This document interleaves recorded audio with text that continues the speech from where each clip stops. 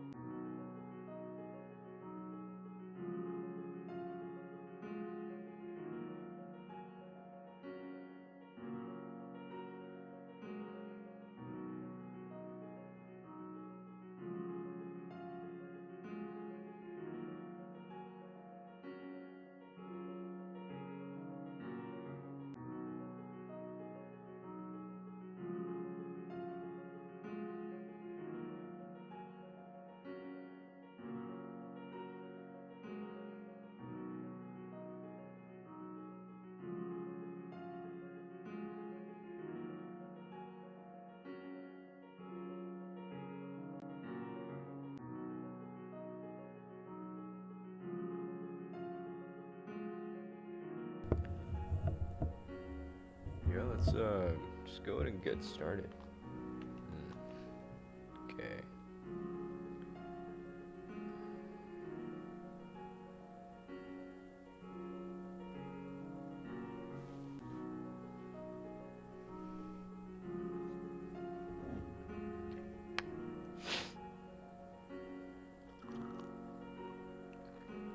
Cool.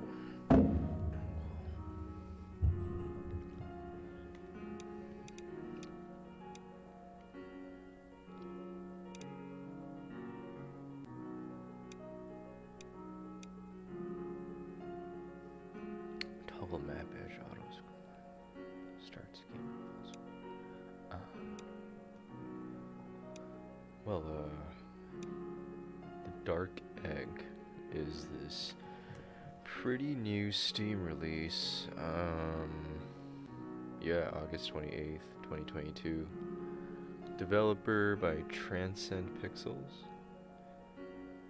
A surrealist text-based RPG will explore an island, solve puzzles, and fight enemies, all in your attempt to get the Dark Egg. Yeah. The screenshots looked pretty nice. The overall aesthetic really is very minimal. I mean, it looks good. Hopefully it will also run smoothly on my shit PC because it's just text-based, right? Yeah, but I want to check this out before playing other games because, hey, it just looked particularly promising, and it's free to play. So, um, if you already got a comp, you got an internet, and you got a Steam account, then beyond that, there's no additional pain involved in trying to play. You don't have to pay for it, which is nice. Okay, well, let's go ahead and get a new game started.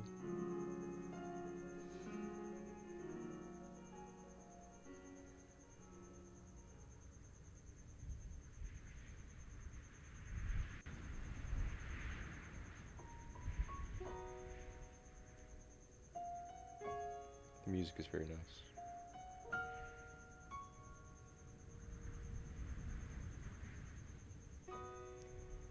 When I was young, I heard a story.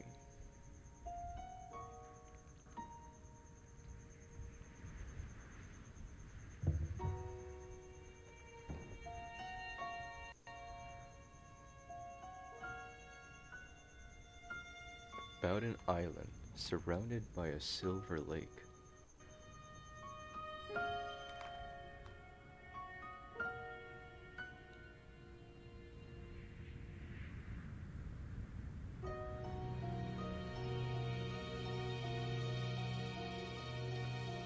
The island was empty save for an old city.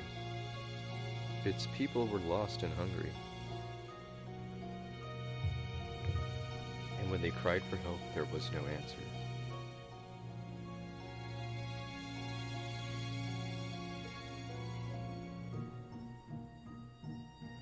But then from the heavens came the many eyes of grace, who gave an answer.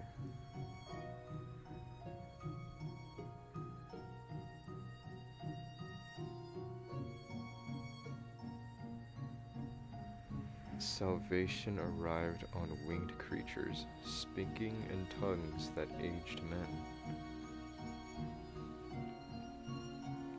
They taught many secret things, and what mind was.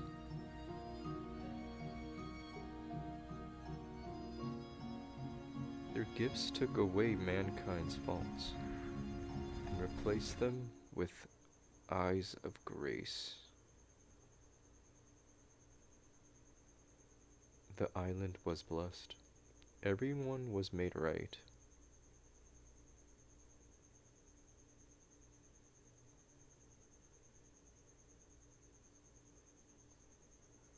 The city was made better.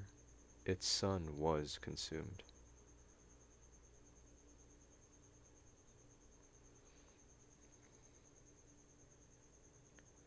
The city was made into memory, living words in eternity.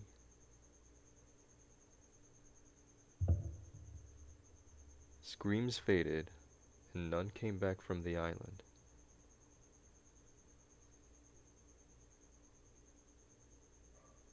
Most leave the island alone except for those seeking its greatest treasure.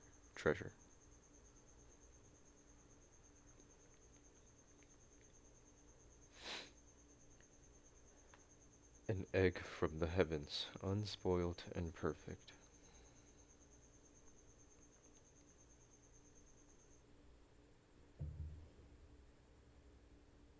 Resting in the womb of the old city.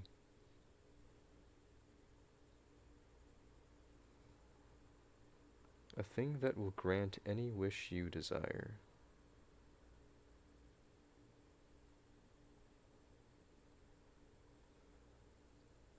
A thing that I must get.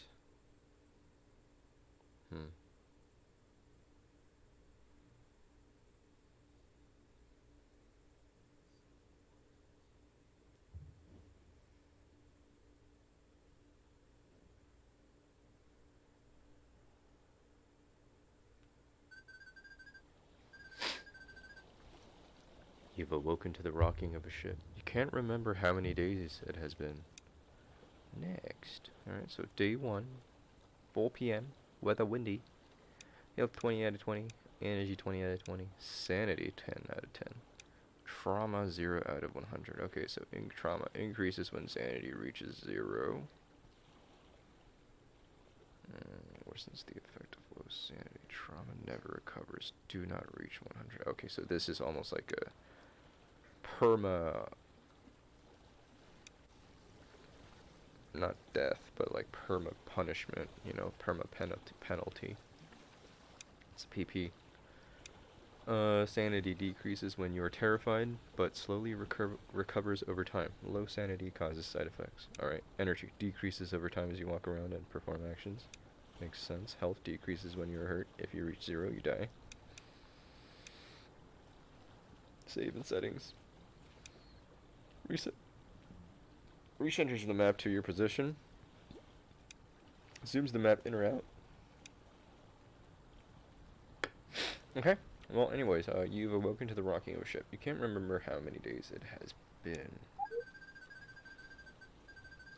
They said it would only take half a day to get to the island. Even the ferryman said so. But the ferryman has not moved from his spot since you got on this boat. He simply stares forward into a white mist with no island in sight.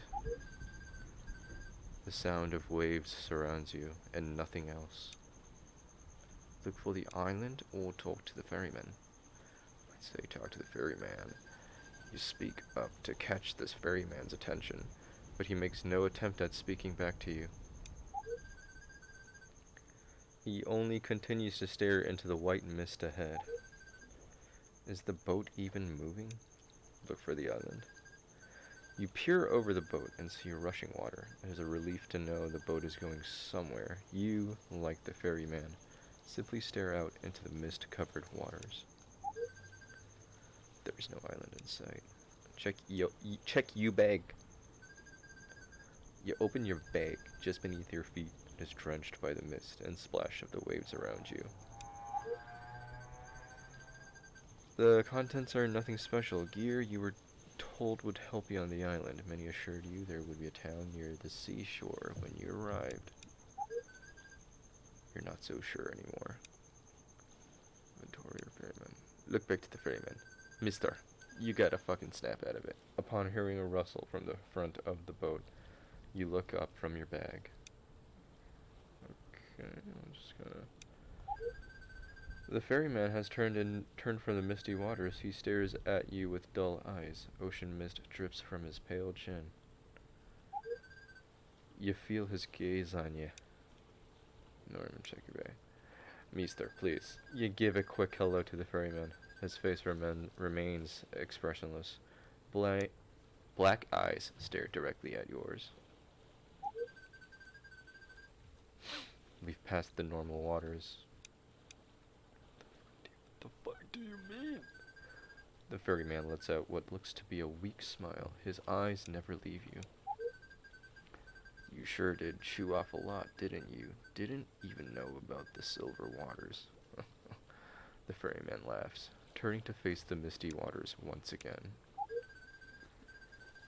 We'll be at the shore soon, be dropping you off. I won't go to shore myself, you know. Never go to shore. Sure. Okay, thanks for letting me know. Why not?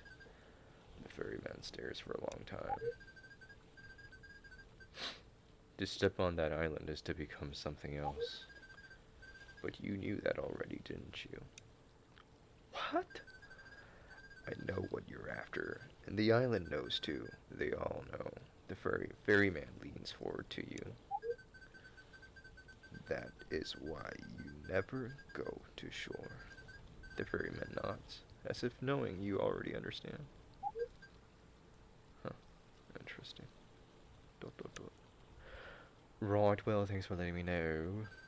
Of course, the ferryman turns from you and stares back out over the ocean waves.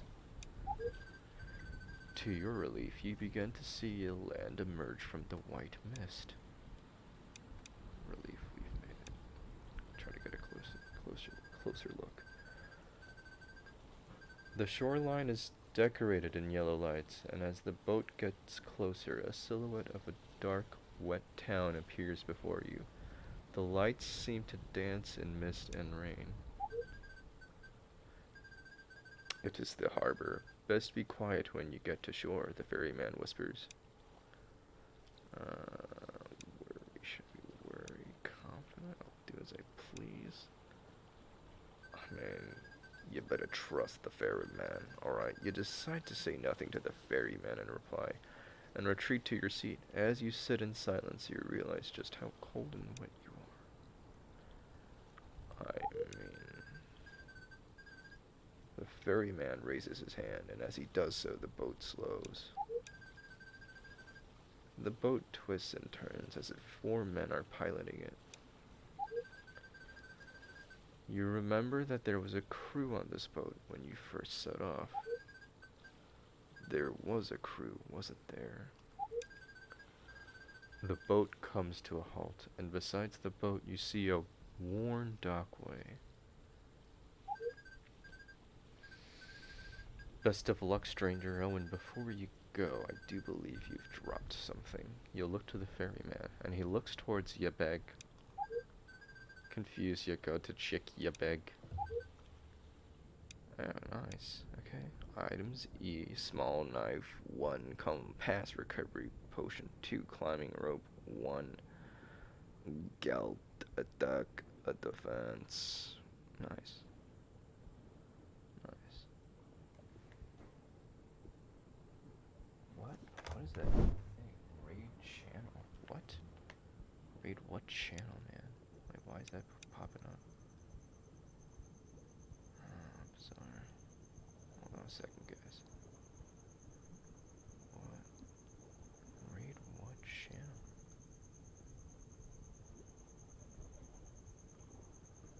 Bizarre. Hopefully that the text box is gone. Yeah, seems like it. Just a second.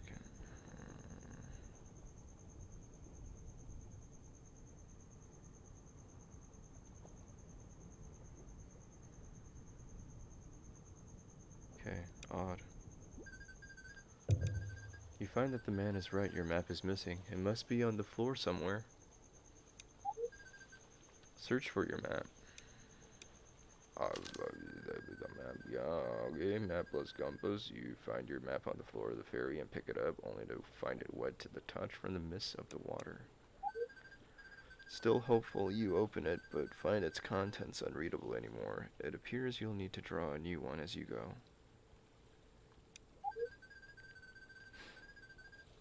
You place the map in your bag near your compass, and notice the dial spinning erratically. Pulling it out, you try to hold it steady. The dial only grows more wild. Frustrated, you stuff both items deep into your bag. You turn to thank the ferryman, but are surprised to find he is not at the head of the boat any longer. That is strange. He was there a moment ago. You look around, but do not find him anywhere. It is only you, and there is only the dock. A small layer of snow covers it. Step off the boat. You step off the boat and your feet press it into the snow. Light rain begins to pepper your face as you walk into the town. Gotcha.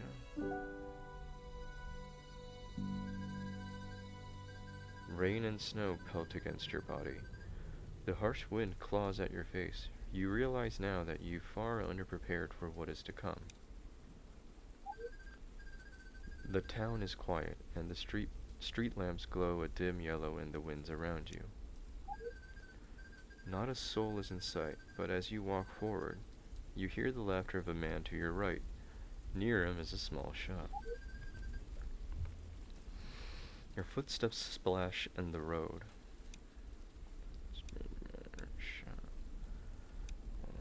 Shop, see what's up. You walk up to the small shop and open the door, getting out of the rain quickly. The inside is a good deal warmer than out there.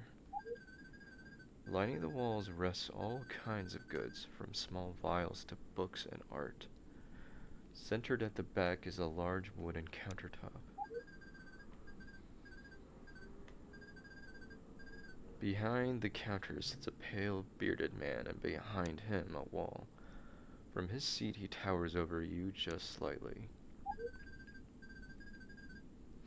His eyes are nearly closed, and he appears amused at your presence. Funny, haven't had visitors in a long time, he chuckles. But then again, perhaps you aren't a visitor at all. What are you here for? Potions, equipment. Well, you take at the you take a look at the man's potion supply, but find it rather barren.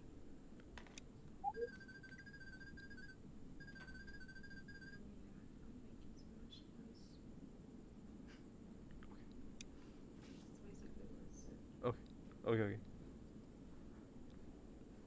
Don't carry much more than the essentials here, the man says. Not many visitors means not many buyers either. Still, you're welcome to take a look around. You look through a small group of vials stacked on a shelf. Recovery potion, blast potion. Interesting. How much gold do we even have? To the items menu. 30 gold. And we already got recovery potions. I doubt we'll need a blast potion. Maybe that's exactly why you got 30 gold. Who knows? Never mind.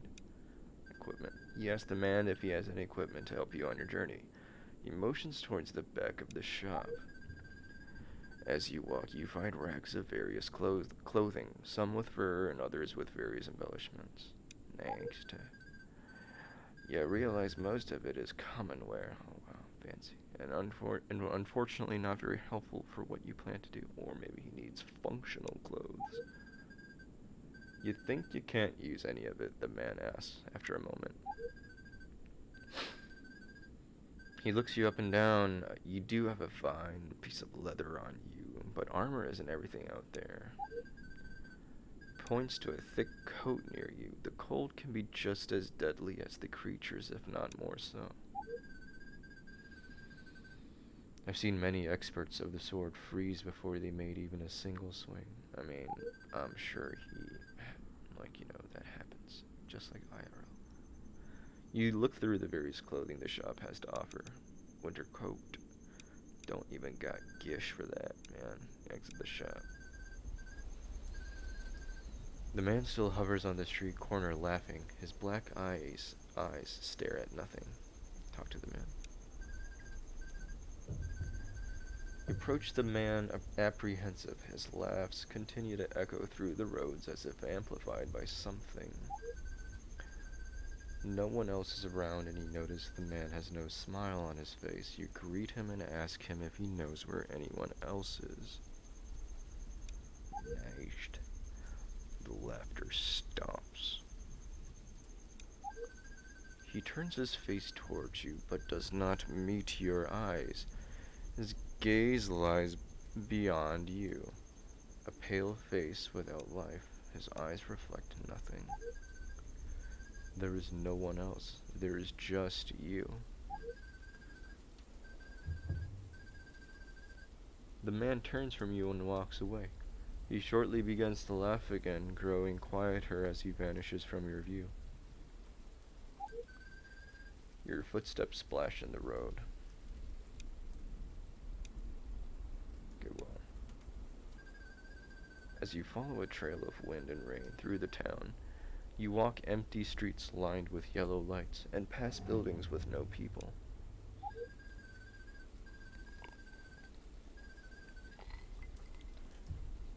Weather worsens as the road opens up a bit. The houses on one side and a chapel on the other. You see what looks to be people. Gotcha. But as you get closer, you notice they make no sound. All of them care not for the rain, letting it fall on their pale skin. Their black eyes stare at nothing. They walk from street to street, building to building, without pause and without emotion. None turn to you as you walk by. You stand in the center of the road, blank faces passing you by. The chapel appears empty. Walk back the street, passerby, alley, chapel. Wow, there's a lot of places to You know what? Let's continue past that. You continue up the path, climbing a small hill. The bitter wind gets worse with every step. The bitter wind. As the hill plateaus, you reach the end of a large cliffside overlooking a massive chasm. Up ahead is the ruined city. Cold gates rest in front of the city, walls surrounding it as far as the eye can see. They hold strong even after their many years. Cool. You can see a palpable fog over the city. It seems to cling to it. A trail leads down toward the city gate, growing more snow-filled as it goes. Yeah.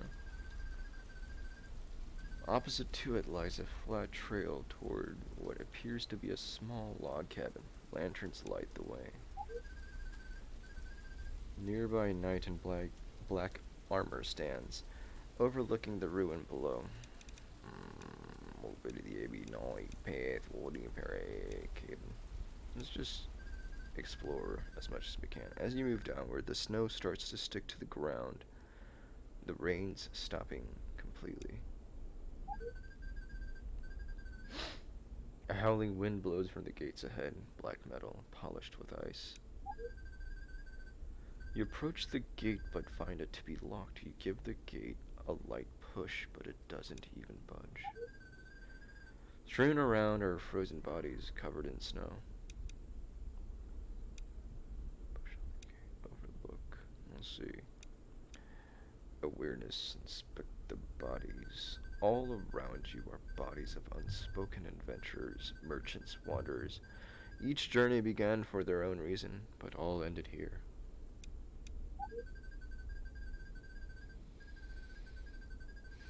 It seems that most things have already been taken, likely from other travelers along the way. You do, however, find a pouch of gold and a sword. Robbing corpses, nice. You've never used one before. It might very well be time to learn. Before you leave, your keen eye spots a frayed but usable rope. It would certainly be a waste to leave it there. That. The rest is sword. Oh yeah, yeah, that rope. I think that's a rope. Yeah. Oh, yeah. Okay, so there's an interesting bit of mechanicals going on. Yes. Push on the gate. Although the metal gate looks sturdy, it's still an old thing attached to ruins. Maybe a bit of force is all it needs. You place both hands on the gate and set your footing. Oh damn, the gate holds. Enough. Let's clear the gate while going down. Yeah. Return to the overlook. Oh shit. We are expending energy. The cold gates in the city, they hold rest ahead, surrounded by mist. The Black Knight stands overlooking the ruins. Nearby, the path to the log cabin is dimly lit. Alright, so Abbey Night Path Cabin. Speak the night. Get that intel. Add those brains. You approach the knight. He is covered head to toe in sleek black armor, leaving nothing exposed. He's suited up. His sword sticks to the ground in front of him, and his hands rest on its hilt. He doesn't turn, but when you come close, he speaks before you can. So you've come. I'm not sure why I'm surprised. He speaks strangely, as if familiar of you. Do I know you? Do you know me? Do I know you? The knight turns to you, water glistening along his helmet. You see only black through the few cracks. He studies you for a brief moment before responding, "No, I don't think you do." Do you know me? I know you're here to claim the egg. You know there are many of you, right? Don't think you're unique in your journey. The knight gestures toward the ruined city with his head. How many of you do you think I see go into that city? How many do you think I've seen come back out? The knight's form sags ever so slightly. Where are you looking? The knight stands silent. You wonder if maybe he didn't hear you, but then he responds.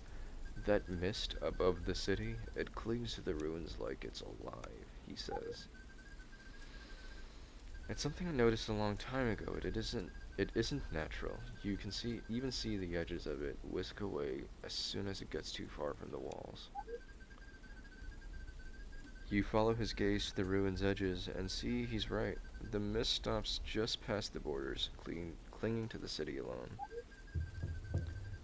The knight clutches the hilt of his sword tighter.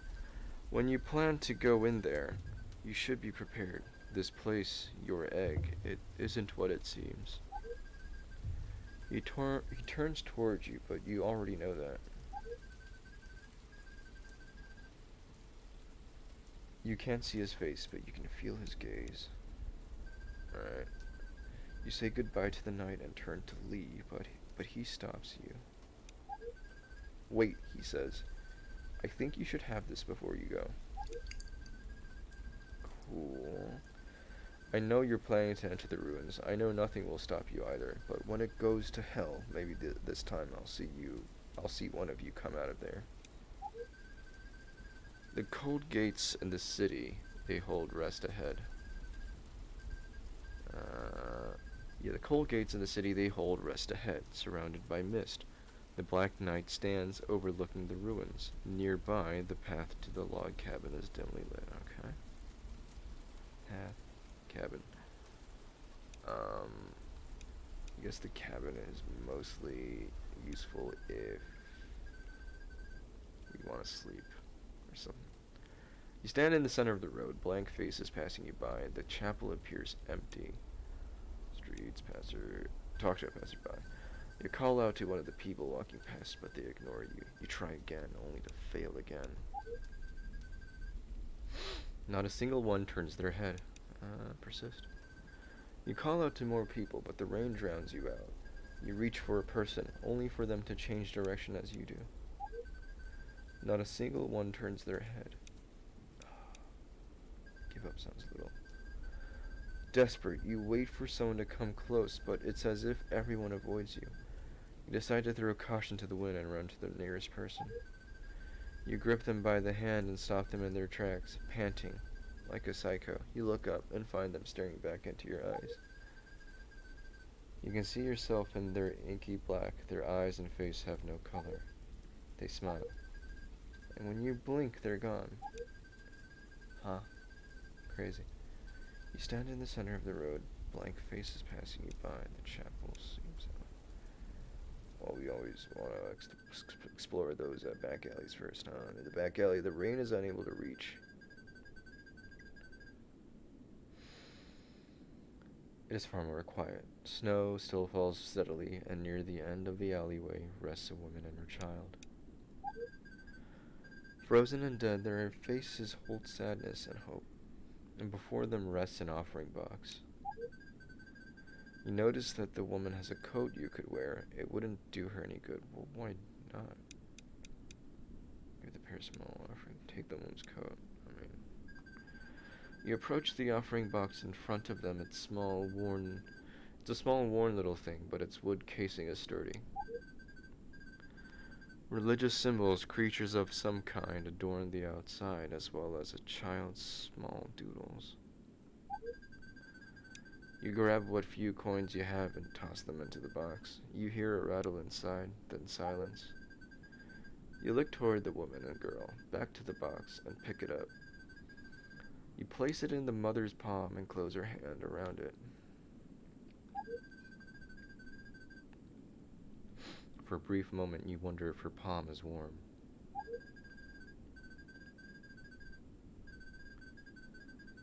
When you stand up to walk out, your foot pushes against something soft. You look down and notice an abandoned coat. It looks unworn. You stand in the center of the road. Okay, we're back out here. We went to the back alleys. Chapel. Not gonna need right house. Let's check the chapel.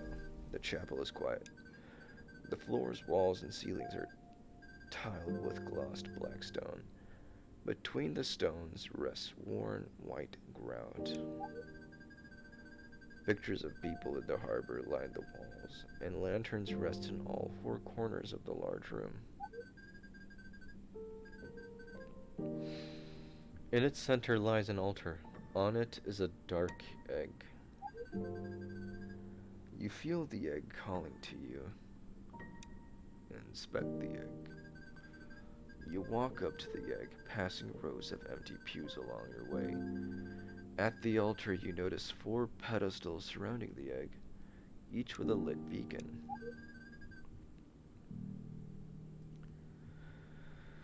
A faint glow surrounds the egg. Touch the egg pedestals. Check the pedestals. You go toward one of the pedestals and notice that from each one extrudes out a glowing barrier of sorts. Nearly invisible, it's like a dangerous trap meant to protect the egg.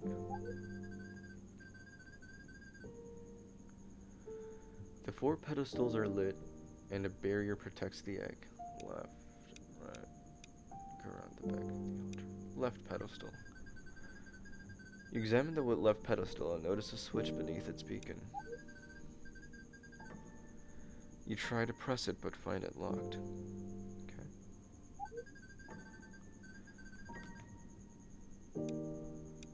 Right. You examine the right pedestal and notice a switch beneath its beacon.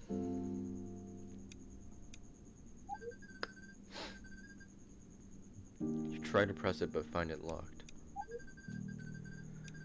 The 4 pedestals are lit and a barrier protects the egg. Alright, go around behind the altar. You step around to the back of the altar. The 4 pedestals are lit and the barrier protects the egg. Alright, left. You examine the left pedestal and notice a switch beneath its beacon. It's probably the same thing, right? You try to press it and hear a click. Whoa! The beacon switches off with a low hum, the barrier dimming with it. Sparks fly from the other 3 beacons toward the edges of the chapel. One goes to the pictures, another to a large stained glass window, and a third to the back of the chapel. After a moment, the pedestals rest once more. 3 pedestals around the egg are lit. The barrier protects the egg. Gallery window. Check the large window. You follow one of the sparks towards a stained glass window lining the chapel's wall. It depicts 2 white wings surrounding a mess of colored paints without any real form. Despite the cloudy weather, light still shines through. Tracing the floor, you can hear the rain pattering against the glass. Nothing in the window moves, and yet every time you look back, you swear the colors are different. Trippy. Check the floor where the light shines. The patterns made on the floor seem suspicious. When you get close, you notice a grid marked with lines and dots. The light touches only specific dots. Noise. Pattern. The light hitting the dot crawls through the lines connected. It seems you can move the lines around. Okay.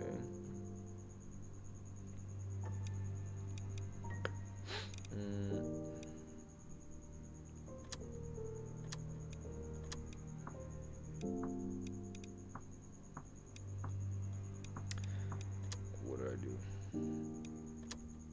What did I do? The light hitting the dot crawls through the lines connected. It seems you can move the lines around. Okay. So I can move the lines around. What do you mean by that? The fuck do you mean by that?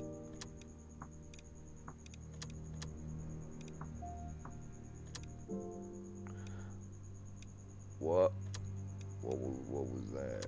I see. I see now. Why can see so clearly now.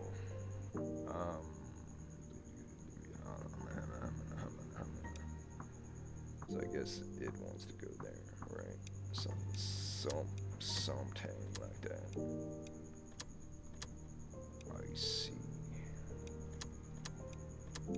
I see so clearly now. But I don't know what I'm doing right now, actually. It's got a little fucked up. It's a little fucked up. It's round, baby. It's round, baby. We're just moving things around, baby. Yeah, oh yeah. Oh, maybe not the yeah.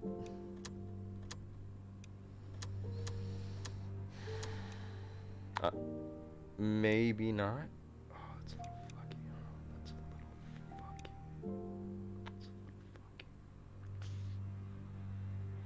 fucky. We'll see. We'll see. I mean, oh, yeah. See. Okay, there you go. Right. Yeah.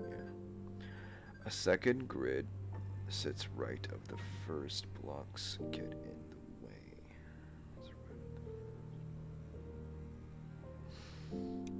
Okay. Nothing in the. Oh, whoa. Oh, I didn't mean to quit. What the fuck? Dude, sorry.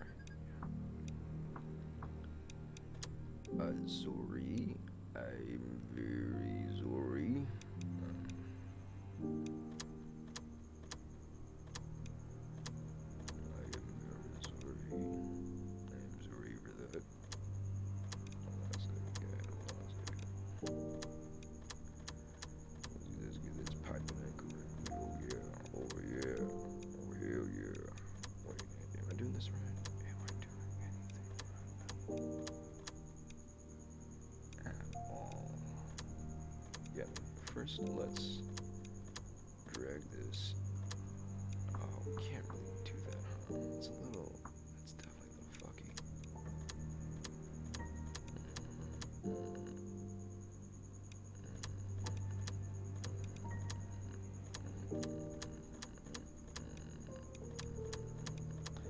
But I mean, eventually we're gonna need, like, you know, I don't know how that's gonna work really, like, honestly. Maybe this does belong there. I fucking don't know. I mean, the blocks get in the way. If I connect it to a block, does something happen? Well, let's try. Maybe. No, not really. Oh, okay, so you can move the block. Then what the fuck, man? That changes the game. That literally changes everything.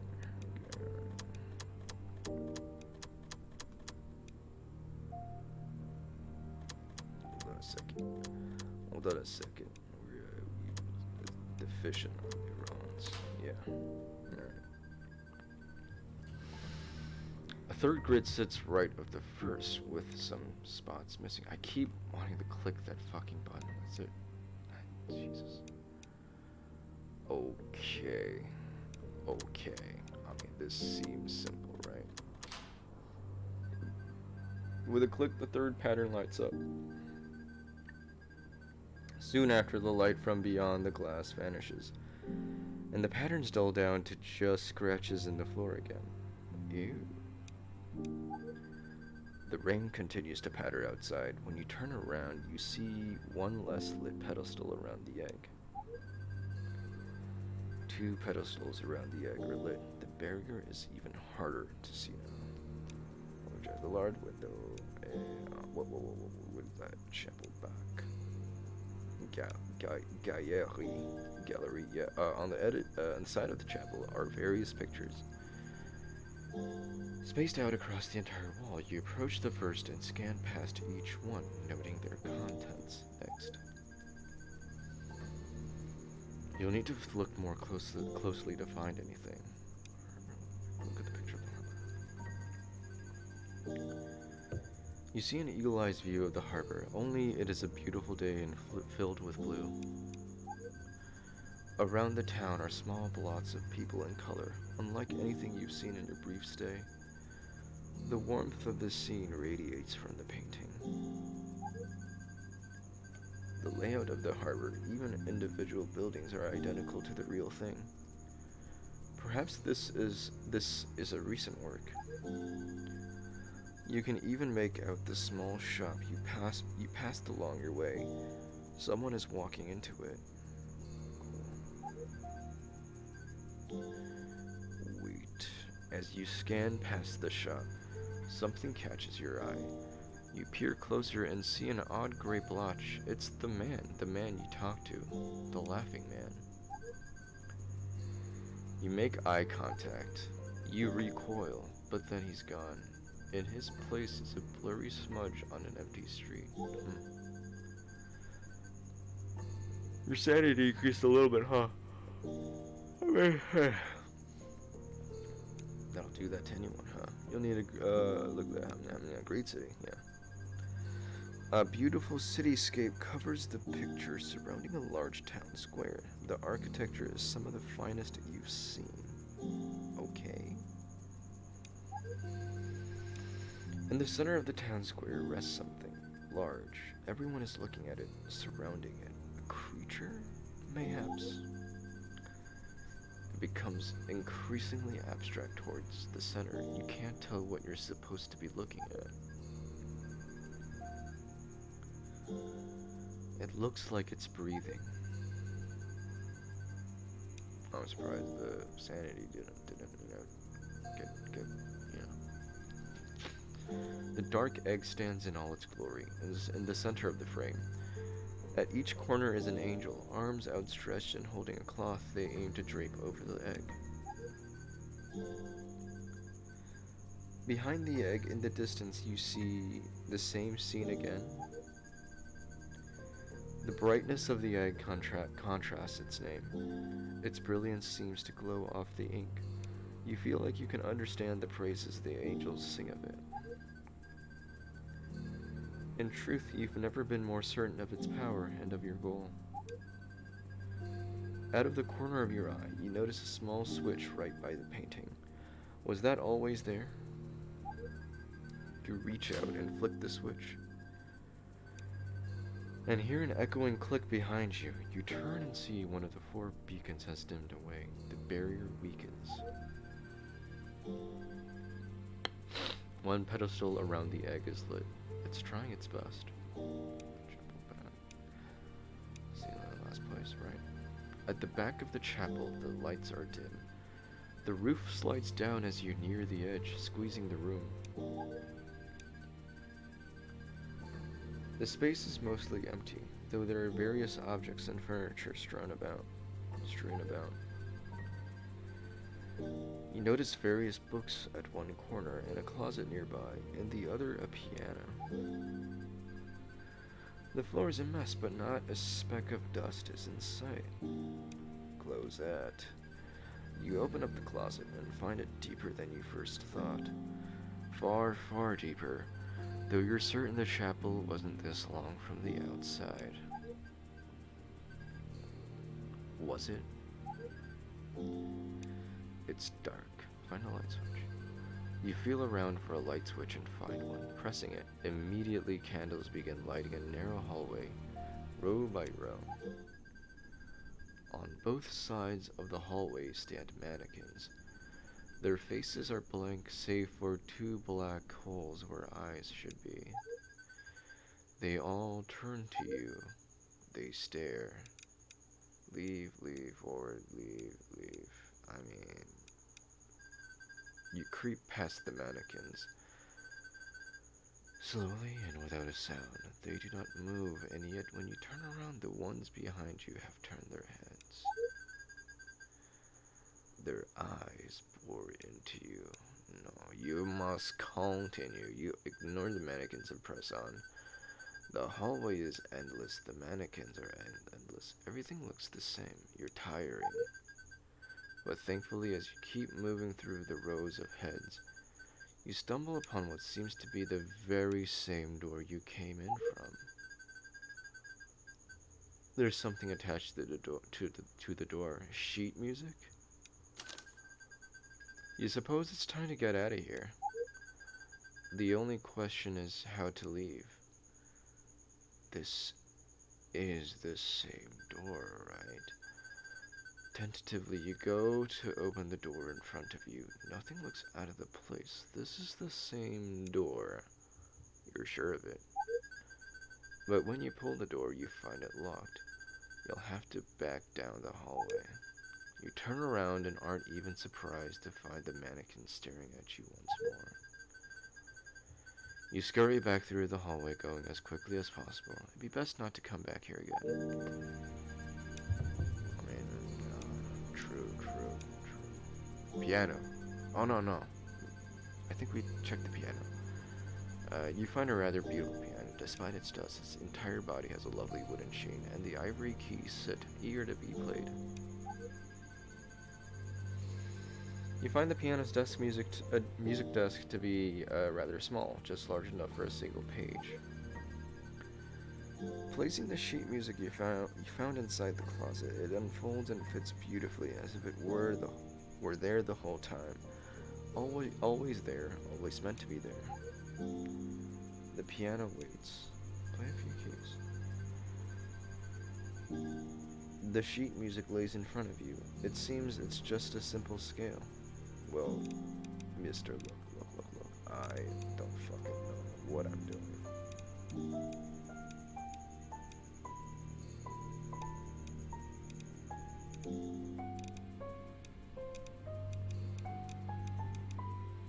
Wait, can I reset? Reset.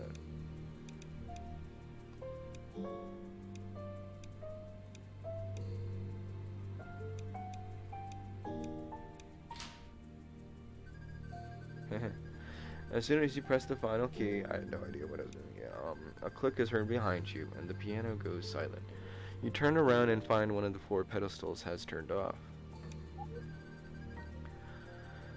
All 4 pedestals are unlit. The barrier is gone, and so is the egg. Hologram. Inspect the altar. You wonder if your eyes are playing a trick on you. Stepping up to the altar where the barrier used to be, you can see as clear as day the egg is gone. You feel the altar looking for it. Perhaps it's been hidden. Try as you might. You find nothing about the egg. You are surprised, however, to find metal beneath your hand. You check your hand and find a key. You're not sure where the egg went, but this key could come in handy. What could it be for? The chapel is quiet. Pictures line the walls. Okay. Oof. Nice. Okay, you stand in the center of the road. Blank faces passing you by. The chapel appears empty. Well, chapel, we did that. Knock on a nearby house. You knock on the door of a nearby home. Come in, you hear. You open the door and walk inside the house. On your left rests a calming fire, and close to it a man in a wheelchair. His face is tired, eyes black. He turns to you and smiles. Oh, a guest. Come, get warm by the fire. You start towards the jovial man. Why, I can't remember the last time we've had a guest. How's it out there? The rain doesn't seem to be doing you many favors. He chuckles, looking back into the fire. Well, you can rest here as long as you need. My wife has always been a great hostess, but she's out at the moment. A shame you can't meet her.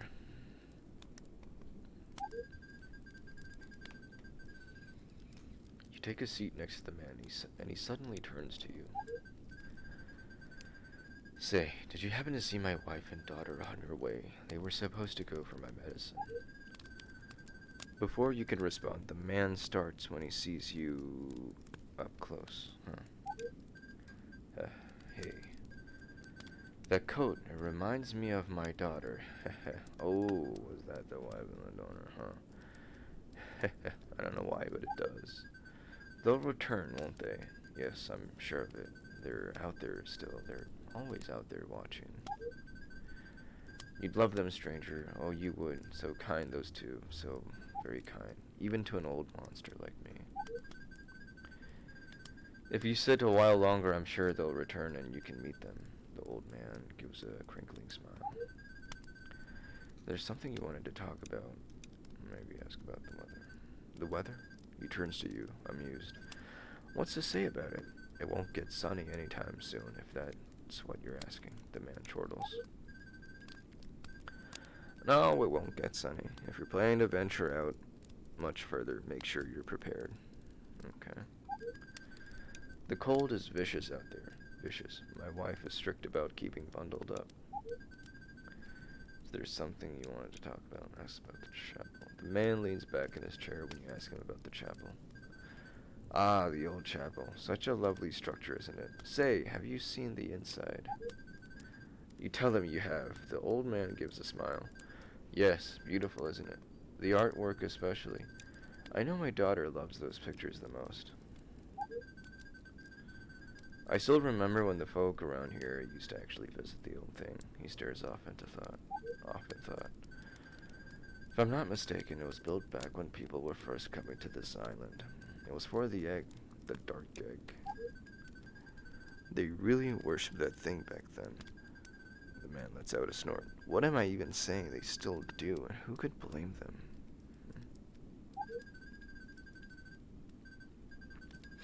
Not like there's much else around here. Well, it's the only thing that brings people to the island anymore. The man's belly rolls with each heaving laugh. Is there something you wanted to talk about? The dark egg. Ask about the chapel's dark egg. You ask the man about the dark egg in the chapel. Oh, that old monument. It's a convincing replica, yes.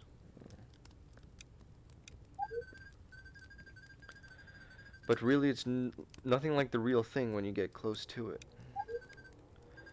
It's nothing. It's nothing like it, you know. The old man grips the arms of his chair. It lacks the feeling, right, you know, right? I mean, he turns to you, eyes wide. It's nothing, right? Just goddamn fake, he spits out.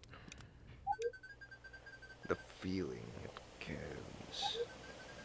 The promises it makes. The lies it tells. That fake filth is nothing to the egg.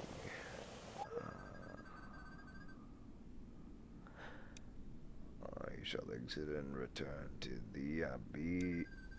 You stand in the center of the road, blank faces passing you by. The chapel appears empty. Okay. Continue back. No, man. Was there something we could do here? Your footsteps splash in the road, shop, street. I mean, I guess not. Well, let's check the cabin. We have not, I think, actually hit the cabin. You walk toward the cabin. It's trail calm and flat. You pass odd lumps, rocks maybe, as you go. The closer you get, the larger you realize the cabin is, and soon you see a sign, faded and chipped, that simply says, Inn. The lumps grow more numerous. Upon closer inspection, you realize they are frozen bodies wet with rain. They stretch their arms toward the inn. Standing outside the inn, bodies lay strewn everywhere. It's quiet. The lights are on inside. Awareness. You edge closer to one of the frozen people. They look to be locked in time from the cold. You look around to men, women, even children strewn along the pathway. As you look from person to person, you find them all reaching directly toward the door of the inn. Some with one hand outstretched, others with both. Some use their weapons, their bags, even their face if they had nothing else. A chill runs down your spine, and you soon stop looking. You manage to find some spare gold lying around in the meantime. That's what we love. Standing outside the inn, bodies strewn everywhere. It's quiet. The lights are on inside. Yeah, baby. Overlook. I mean, we already looked at the bodies. In. You walk inside the inn. the warmth kissing your face. A counter flanked by two sets of stairs lies centered in front of you, with a fire cracking gently in the corner. Next. The room is constructed otherwise, tight wooden walls, save for the fireplace. The room is not even a fraction the size of what you saw outside. Huh.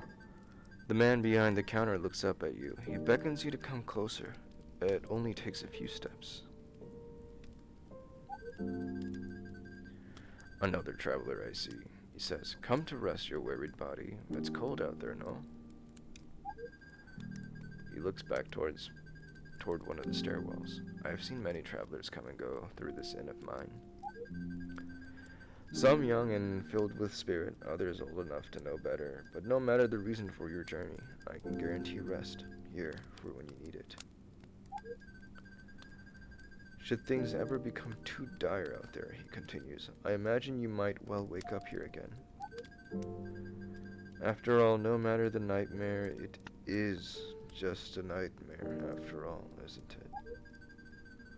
The man looks down at something on his desk, but you cannot see it.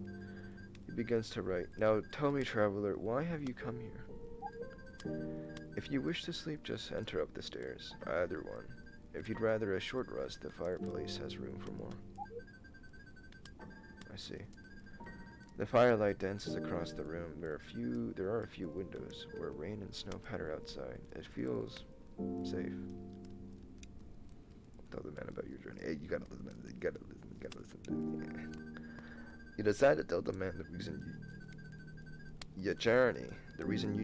You tell him that you wish to get the dark egg. His eyes light up as you speak.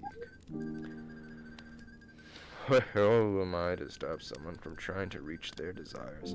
One doesn't go looking for the egg without sense and purpose. To try and hold the dark egg is to risk everything, and the road will not be kind to you, young one. No, it will not be kind at all.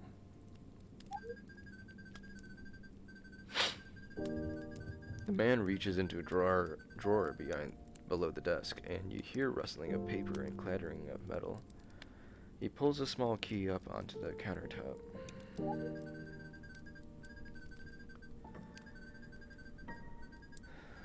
This here, he taps the key, is the key to the gates. I'd be happy to give it to you, but first I must ask you to do something for me. You look to him and ask him what he wants. He smiles. What I want, young one, is a stone from the chapel. Next. You remember the chapel, right? You must have passed it on the way here. Hard to miss. Quite charming on the inside, too. Inside the chapel, he continues, is a stone, a magic stone of sorts, or at least that's what the rumors have said. No one has found any such thing for as long as that chapel has stood.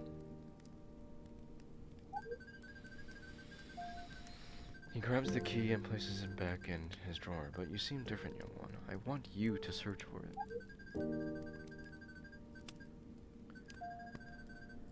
It's not a deal breaker if you can't find it. It's just a rumor after all. In truth, it's wishful to believe something like that could exist after all this time. But as someone aiming for the egg, I imagine you should know what it's like to chase a wish. I think you know exactly what it is that I feel. You nod. The firelight dances across the room. There are a few windows where rain and snow patter outside. It feels safe. So if I sleep, I go, well, let's try that. You begin to ask about the cost of a room, but the innkeeper stops you. We don't need coin if you just wish to rest. It costs us nothing. But, he adds as you begin walking the stairs, if you wish to change yourself, that will always cost you as much as it costs anyone else. Huh. What does that mean? You decide to ignore the cryptic comment. Perhaps it will make more sense in the future? Next, after climbing the stairs, you will find yourself between rows of countless rooms down a long, straight hall. Though you hadn't been given a key, you find one in your hand. Its tag says Is that 8? Yeah. The hallway isn't lit. Only the light from the staircase illuminates the path. Each and every room you pass says it's occupied, though you see no light coming from any door. You approach the door labeled 8, only vaguely able to see it with the weakening light. Your key slots in perfectly, and you gently open the door. A lantern lights the room when you walk in. You see a bed and an orb. You feel the orb pulling you. The orb is a rather curious shade of grayish purple, standing by the side of the bed. You've never seen anything like it. It appears dull, but as you near it, its colors become vibrant and bright. You reach your hand out and feel a warmth emanating from its surface. You touch the orb and feel your eyelids grow heavy. You close them and see yourself in a way you've never seen before. Skill points: 6 strength, constitution, awareness, origin, willpower, and intelligence, agile. Strength: your immediate power at any given moment increases your combat damage. Okay, gotcha. Constitution: your overall physical physique and resilience. Intelligence: your mental acuity helps with deduction in social situations. Willpower: your ability to stay sane and composed. Let's see. Awareness: your perception and reaction speed helps with finding things. Agility: your physical speed and dexterity, especially in combat.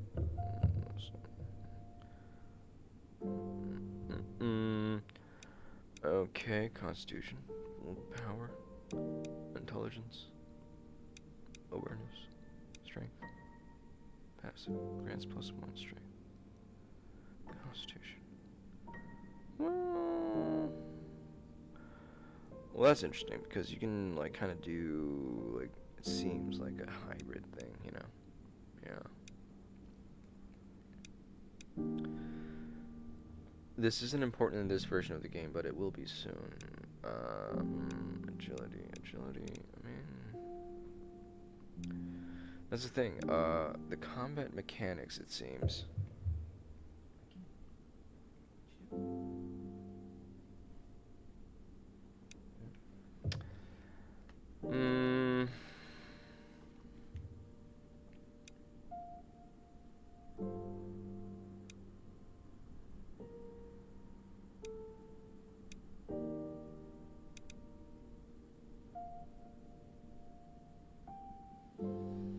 Let's try awareness. Oh, we can do 6.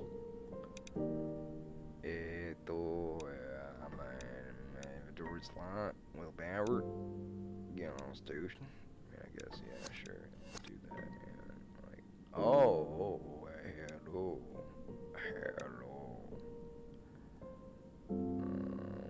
Do we do that? You must learn a chastened skill. What? I thought I've done that.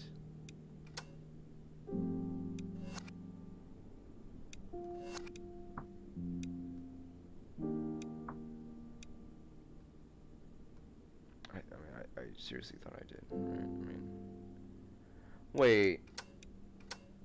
wait a minute. So like that means passive resisting special effects. Wow. I mean, this is kind of interesting. Yeah.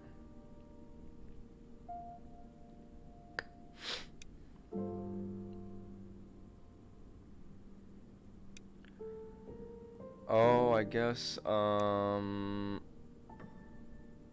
if you want to shuffle around your skill points, I suppose that's what is going to cost you, huh?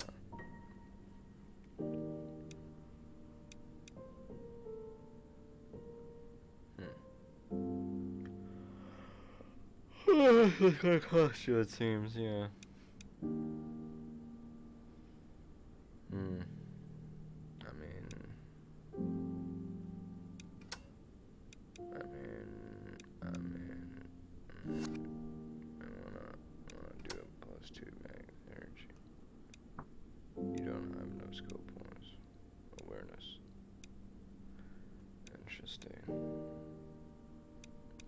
Well, you know what?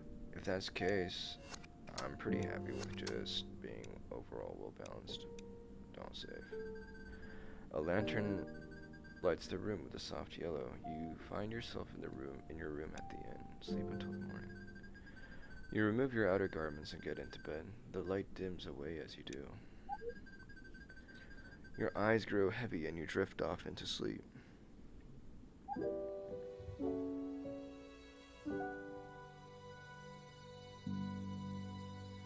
Maybe that's like a bit of a Pokemon effect, huh? Pokemons? Nice. So why did my sanity go down? Wow, what the hell? What the hell? Yeah. Back. Save.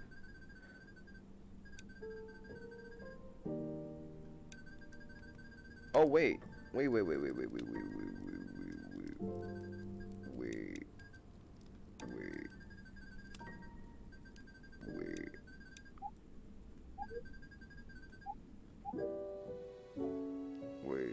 I thought we were gonna get healed.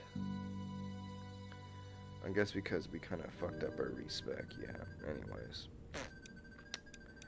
Back. Exit. Bodies. Overlook. What do we got? Okay, so you can do that whenever? I see. Gotcha. Fair enough. Do we have a blast potion? Yeah, so I was gonna say, I feel like the blast potion is very crucial. You know, it's gonna be important when we try to bang through that door. Oh, God. Yeah, so let's actually try to go through the overlook.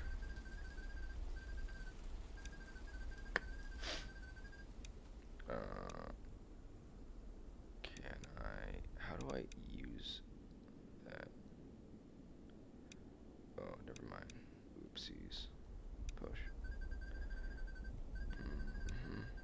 Yeah.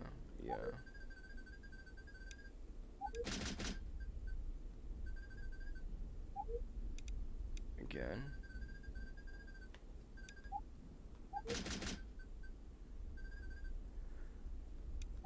Again. You take a deep breath and center yourself before pushing once more. The gate holds. Again. You ram the gate multiple times in quick succession, each hit barely knocking the wind out of you. The gate holds, probably. The gate holds. Again. You focus all of your attention, your body, your very spirit on pushing this gate. Now, the gate holds. You do everything you can to maximize the efficiency of your angle against the gate. You grip on its steel in your stance. Your feet have plunged through the snow down to the ground beneath and indented it for a good few inches. The gate holds. I thought we could use a potion here or something.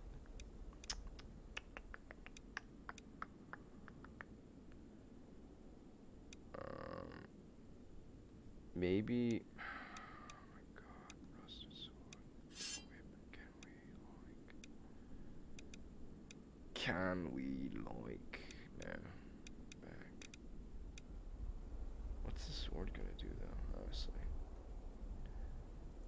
Okay, well, you know what?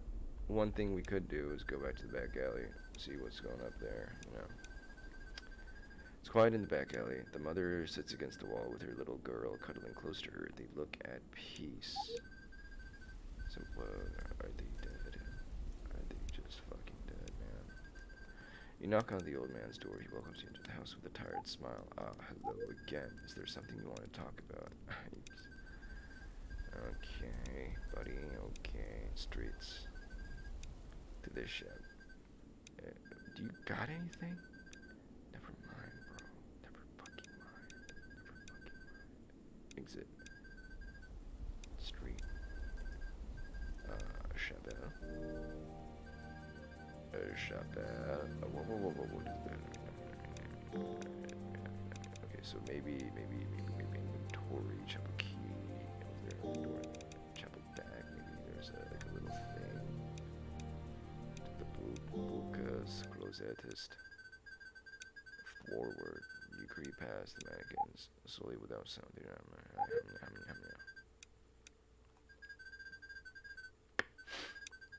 You've done this walk before, but that doesn't mean you like it. You've arrived at the end once again. This door. Tentatively, you go to open the door in front of you. Nothing looks out of place. It's the same door. You're sure of it. Stealing yourself, you unlock the door and creak it open to what looks like the back of the chapel. Only something seems off. This is the chapel.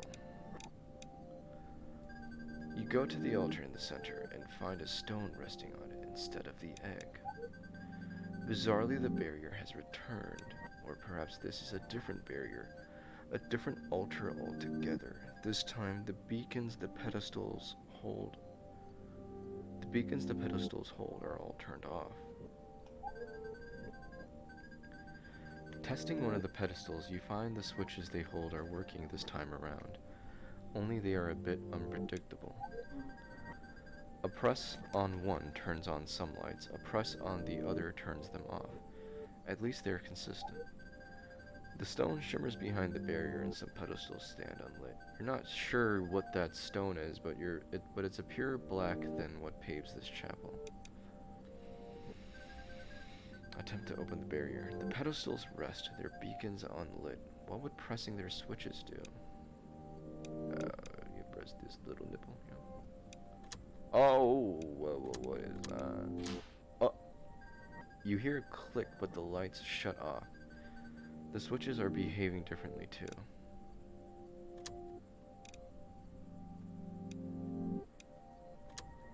So it's kind of like one of these things, huh?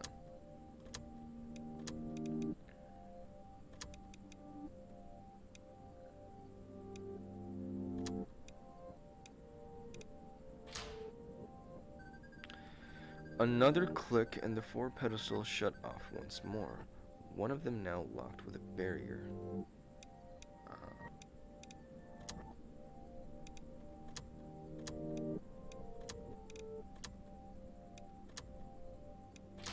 Oh. The pedestals roar to life and finally quench the barrier. With a low drone, it vanishes from view as all 4 pedestals stand with lit beacons. All that's left is to grab the stone. Yeah, boy. Let's do it, boy. Where's that stone, boy? 4 pedestals stand around the altar, beacons lit. Where the stone once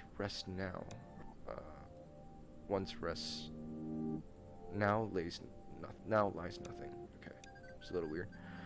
This is the chapel? Question mark. Pictures. Check the chapel's gallery. Heading over to the chapel's gallery, you find each picture is distorted. For some reason, it's impossible to tell why they are wrong, but you can feel they are wrong. Fundamentally, the colors, the setting, it's all wrong. You feel disgusted and have to turn away. Wow, this dude has very strong opinions about art. Window. You turn to where the window would be and find pictures instead. The other side of the chapel holds no window, only a flat wall of black stone. In fact, it dawns on you that there are no windows here, not even small ones. This is the chapel. Front. Attempt to open the chapel's doors. You go to open the chapel doors, but find them locked. Your key doesn't work.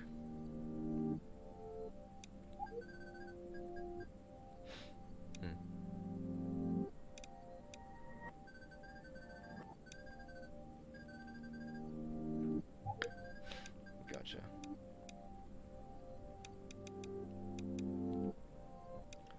Oh, we did equip our winter fur coat, alright. I guess go back to the closet. Prize in hand, you decide it's time to head back. You turn back and open the closet, finding the long hallway once more. Only one thing left to do. Maybe there's somewhere.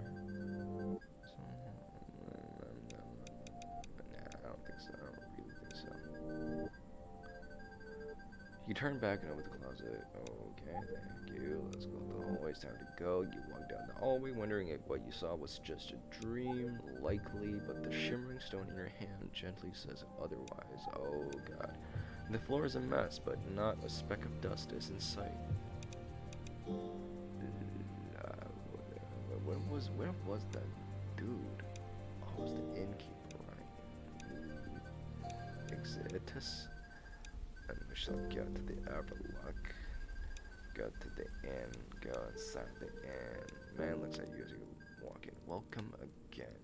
Lie. Lie and say you couldn't find the stone. I mean, why would I lie? Why would I lie? If there's unless there's something to be gained from that, you know. I mean, then sure, but why? Like, well.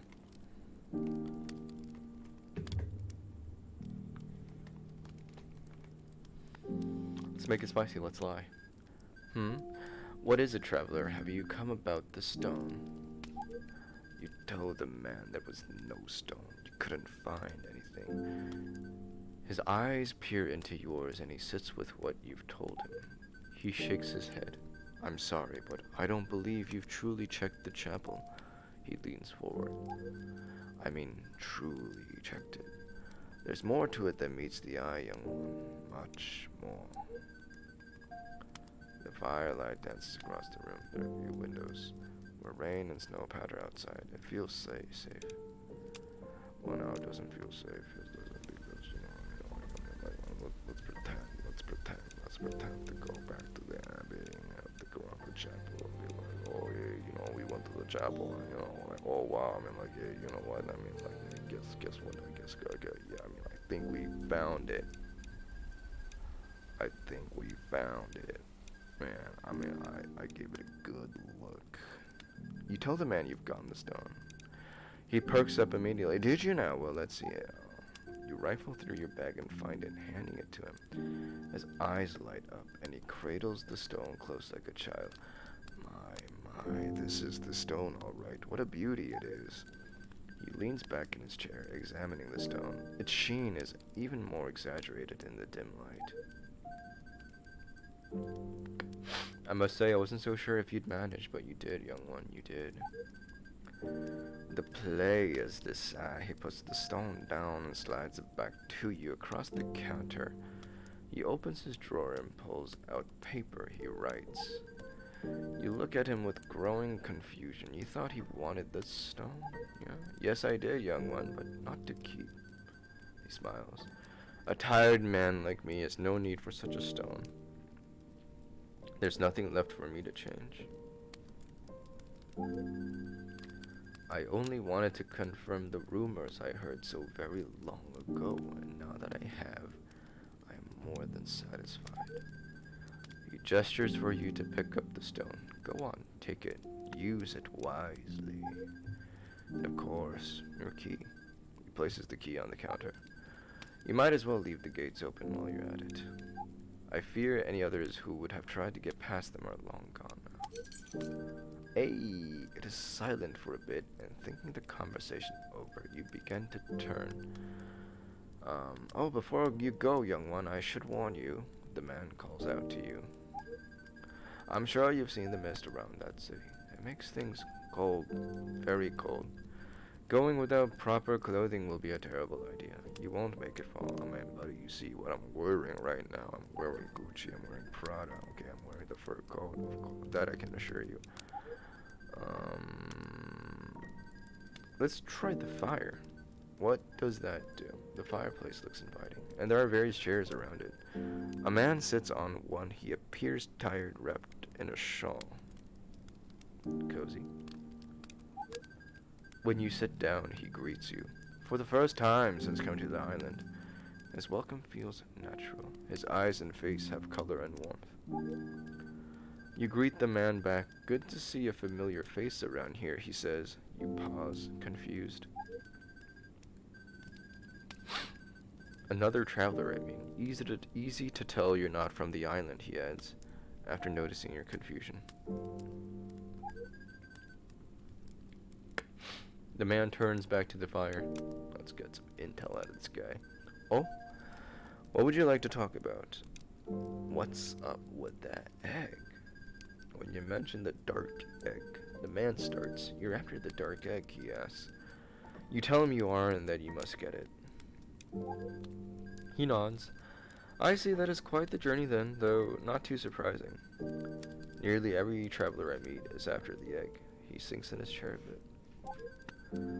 I don't think I can change your mind, but you should think twice about it. He stares into the flame, past the flame, into nothing. It never turns out how you want it to. He closes his eyes. I wonder why it is that we seek a wish to change our lives, when it is something that deep down we do not wish to change. Well,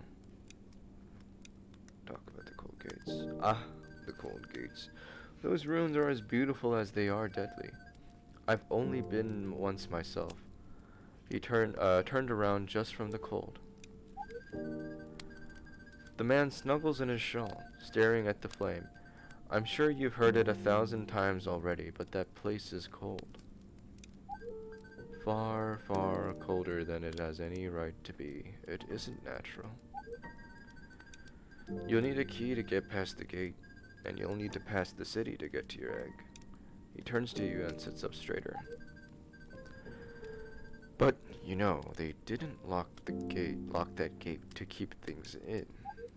No, nothing from that city ever leaves, and that's why they locked it to keep travelers, you, out. Once you go past that city, you won't come back here. One reason or another, you won't come back here. Talk to the town. You've noticed how strange this town is, haven't you? A wide harbor with no boats, rows of buildings without people. Even this rotten rain, it never stops. Oh, crap. Ay. Dropped a bunch of water on stuff I shouldn't have dropped water on. Okay. I can tell you what's wrong, but I just know something is wrong. He leans in his chair. Hey, it's not too late to turn back. He looks towards you, but relents when he sees your confidence. Well, if you're determined, I won't stop you, of course. But if nothing else, take this harbor as a warning. There's not much on this island beyond those ruins. This is the warmest welcome you'll get. Gotcha. Rest. How long would you like to rest? 2 hours. You rest for a while. I guess the time does kind of tick by. The man still sits by the fire. You give him a greeting and smells it. Oh, well, how much is 2 hours? Plus 2. Oh, it just kind of ups your sanity. Well, we need to, actually... You get up from the fire and ask if the man is ready to leave too. In a moment, he says, I just need some time to rest. The firelight dances across the room. Alright, sleep. Sleep. Next. Drift off into sleep. Oh, damn. Let's see. Use one of this.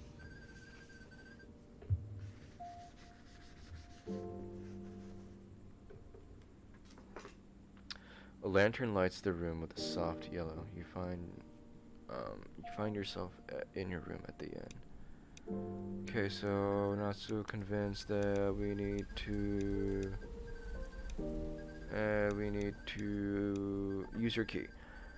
Do anything else? You approach the gate, key in hand. The metal is frozen to the touch, but the key still slides in until it fits snugly inside. Small turn and a series of grinding clicks are heard from the lock. All at once, the gate begins pulling outward away from you. Metal screeches at regular intervals as the gate moves, perhaps the first time in years. The gate begins to slow as it fully opens. Whatever mechanisms inside that were giving it the force to move also seem to be holding it in place. The path to the ruined city is open.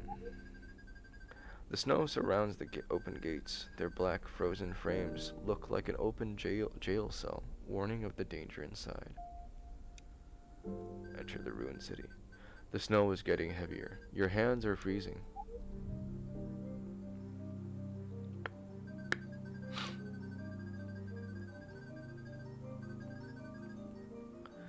Ruined architecture carves a path through the snowy road up to the city's entryway.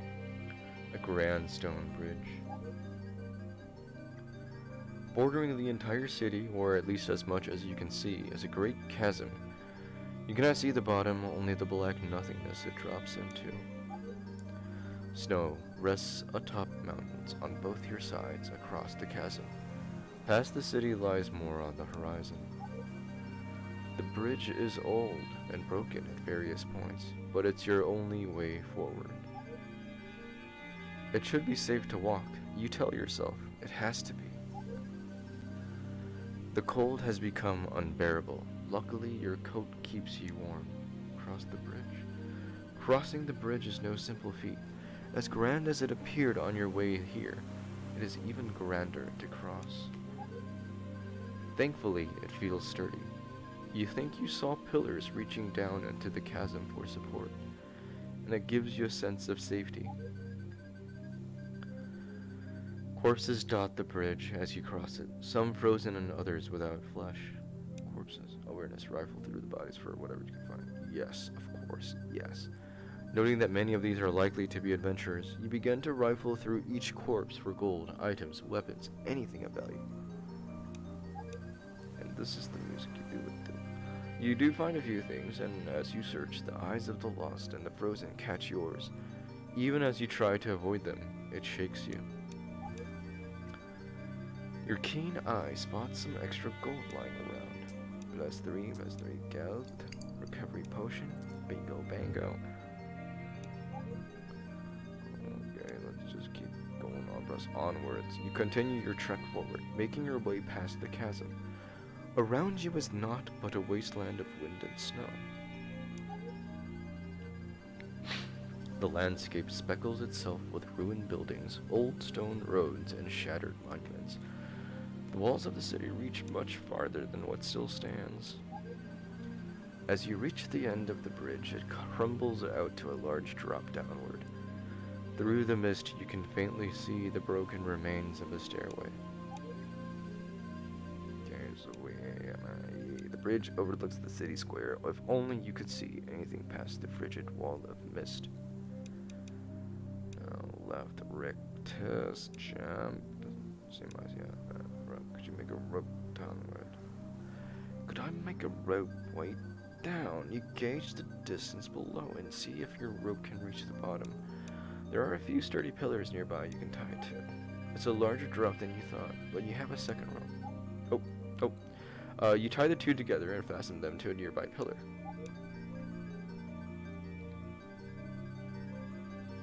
Rappel. Rope securely fastened, you begin your descent into the heart of the cold gates. Your feet touch soft snow before long. What once was sprawling with life is now barren and open. Destroyed houses and crumbling walls surround the area.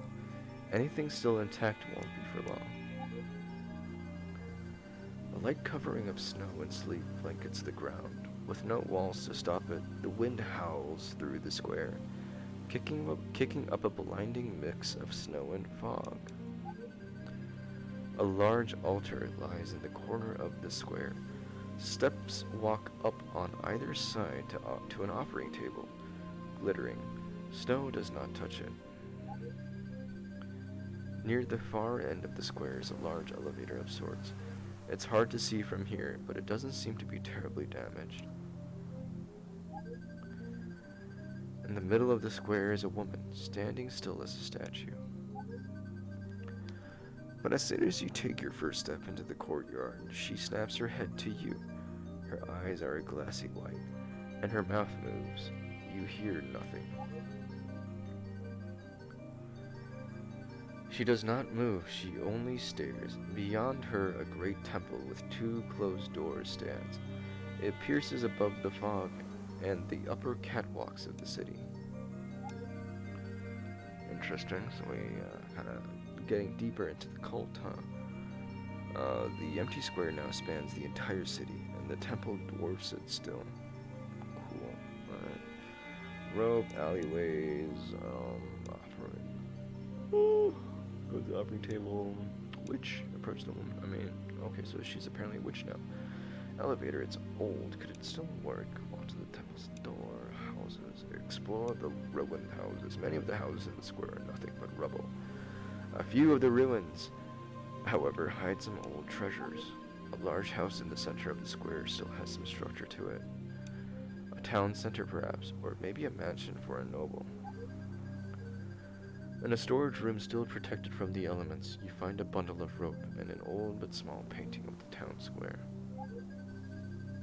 Your keen eye spots a small ring in a box, with a glowing blue gem embedded in it. It might come in handy.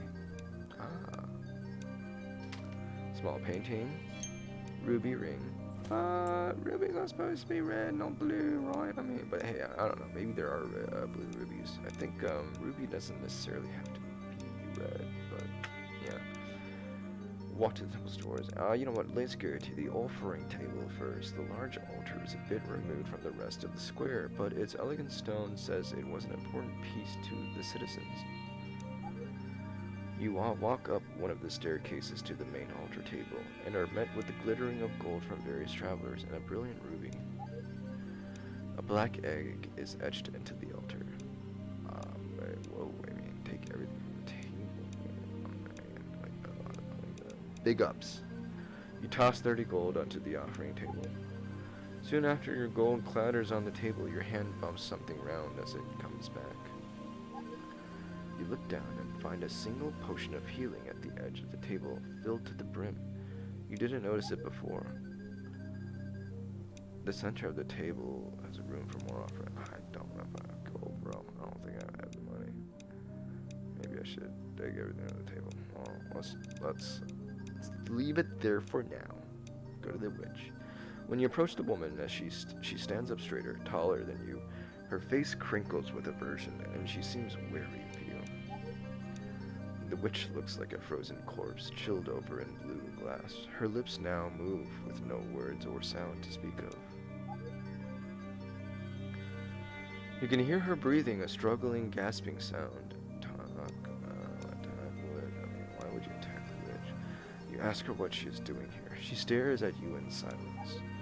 You try once more, asking her if she is okay. Her face softens, but when her lips move again, still nothing comes out. The witch regards you with care, though her attention appears limited, distracted. Ask her if there is anything you can do to help. Your question appears to put her on her back foot. With a subtle tilt of her head, she contemplates but looks away. After a bit, you follow her gaze. Up above the temple is a great bridge towering over the city. She lifts her hand, feebly pointing to the bridge. You glance back at her and find her face has turned to you. Her mouth opens, and she clenched her fist, before pointing to you, then the bridge again. In an instant, her hands and her head drop while she slouches, exhausted.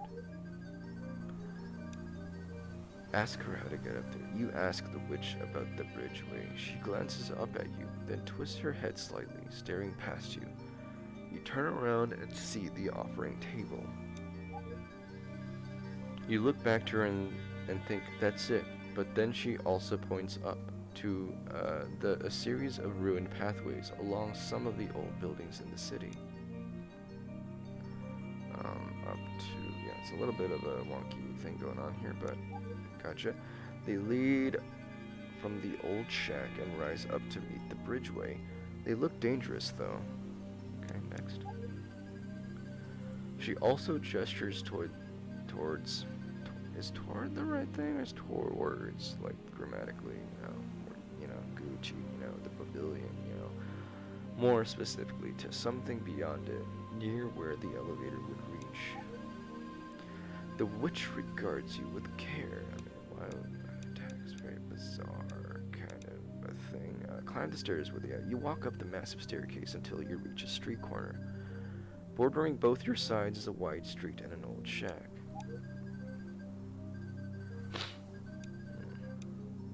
Guardrails pen you in from falling. The street leads to the markets and the stairs down to the city. Street to the market. You walk the streets past the alleyways and city stairways. Ruins of the town lie below you, fading into the fog as you go. Down the road is a wide walkway filled with stands, homes, banners, the remnants of a well-used market. Snow covers everything you see. It's quiet. Houses, broken as they are, block your view past the immediate street. Silent market bridge. Walk down the stairs to the bridge. Huh. Walk down the stairs to the bridge. Okay, the bridge overlooks the city square. If only you could see anything past the frigid wall of mist. Interesting. Okay, so I can go, like, left. Alright, what about the right stair? The path is mostly clean compared to the bridge. Those small patches of crumbled debris dot the edges. Soon the path expands to a circular courtyard, its edges dotted with pillars of varying levels of decay.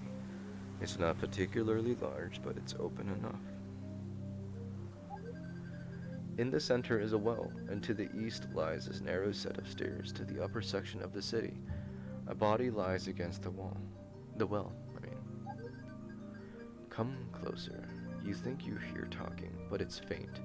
Very faint. Almost a whisper. You pause and wait for more talking, but nothing comes. There's a body, huh? You step toward the body and lean down, but quickly find them dead. There's no chance the voice came from here. You approach the well and hear the whisper again. Come closer. It's clearly coming from the well. From the corner of your eye, you notice the dead body holds a hand out. In it is a note. You lean down and grab it. Don't open. It trails off. Given the dried blood on his hand, it seems it was written hastily with the only thing he had left. Come close. Another whisper prompts your attention toward the well again. You peer into the well but see only darkness. Down here, the voice says with more energy now. Please. The well is quiet. I mean, it seems like not a great idea. Really weird. I try to get every baby.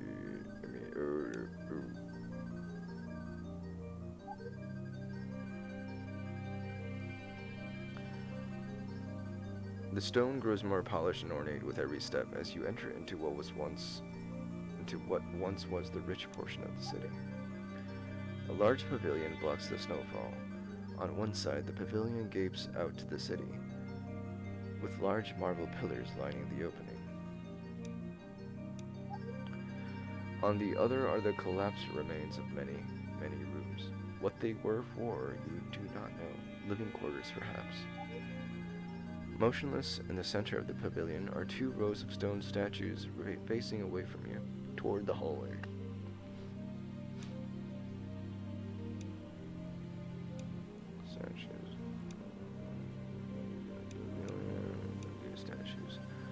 The statues shimmer with a glossy black. They look no worse for wear, mostly protected from the elements. Peering out into the great city, you see the remains of villages and yards strewn across a large wasteland. It's a long way down. The market on the other side of the city sticks out even though the fog, and above it you can see a sprawling system of bridges, a second village in the sky. Gotcha. Bridge remains jutting from the pavilion tell you they used to connect all the way here long ago.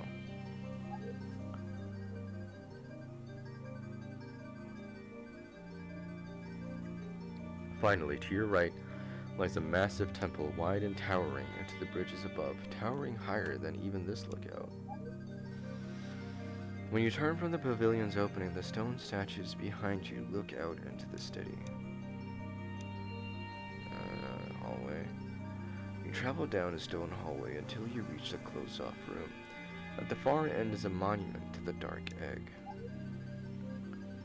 Carved into the stone, a mountain ridge lies in the distance, with waterfalls washing forward into a lush forest.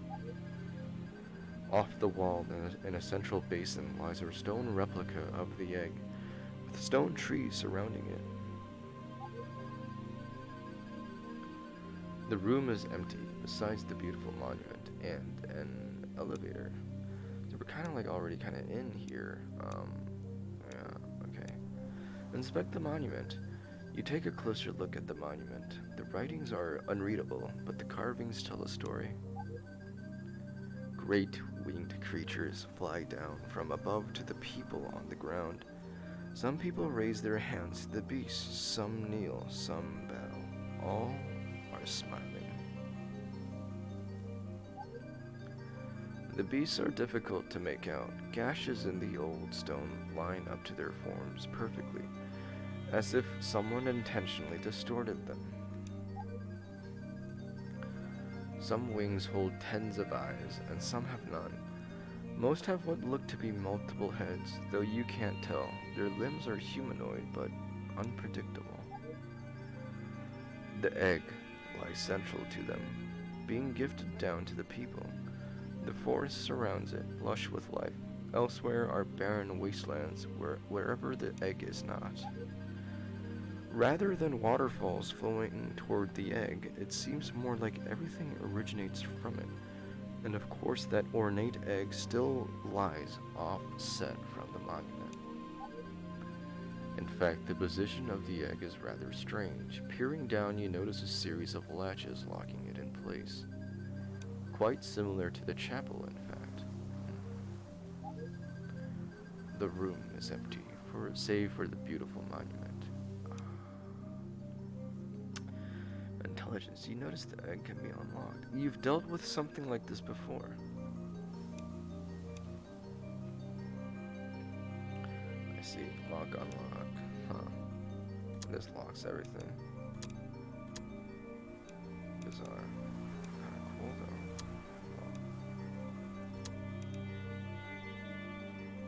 So unlock. With a click, the egg comes undone.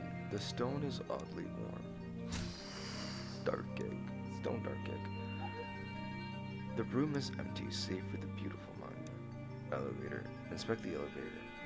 A gate off the side of the room catches your eye. Behind the steel bars is a caged lift of some kind. The gate is easy to open, but the wooden platform is far below into the city, certainly not safe to step on. The elevator sits, inactive. Oh, its gears are a bit rusted and covered with snow. The room is empty, save for the beautiful monument. What was it again? Inactive. Gears are a bit rusted, covered with snow. We gotta get some new gears, baby. Alright. We'll get the well. Let's see. Stairs, upper city. No, that's not what we want to do. Bridge. Left to the market, right alley. Explore small alleyway. Darkness envelops the alleyway as you passage in. Only when the light is nearly gone do you reach a corner and hear a strange noise. You peer around the wall. A watery reflection of light and a glassy black eye is all you can see. Something begins shambling toward you. Towards. Like the words. Oh, hey, well, hey, gold gelt for me. Encountered Mistwalker. Oh, well, what the fuck do I do? And what are these? Which skill you learn? Do I slam? MP cost deals 27. Bro. Player. Mistwalker. Do I gotta fucking move? Can I move? Huh. What is this? The unit you want to target. Okay. Well, if I can't do that, then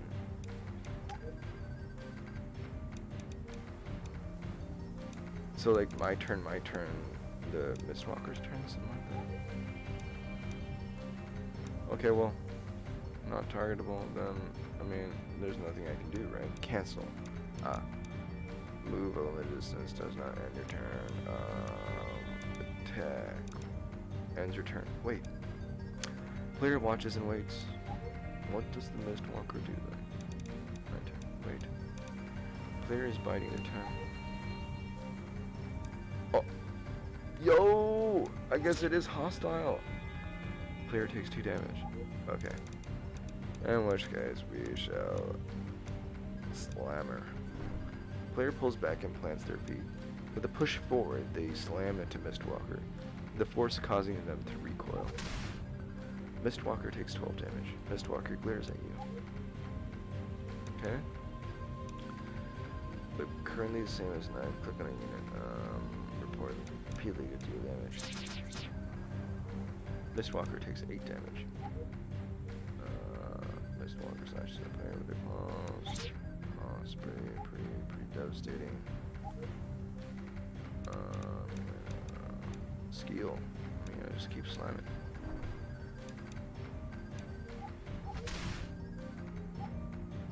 Breathing their last.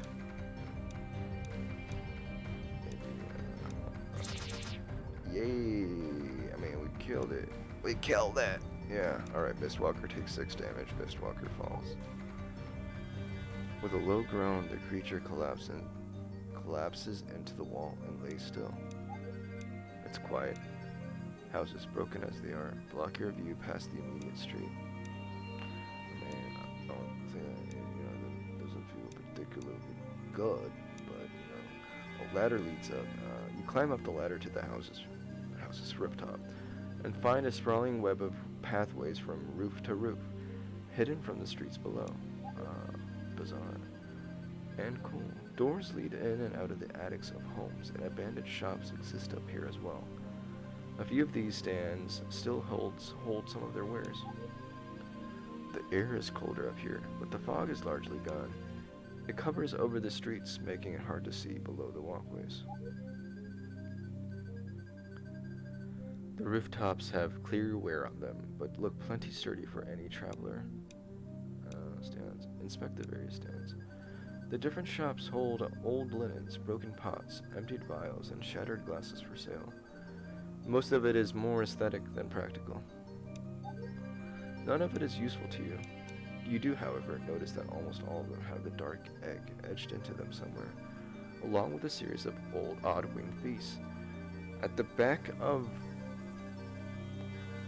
one stand is an intact glass pot, mostly wrapped in a pouch. It has no noticeable wear. Perhaps it might sell for something. Maybe.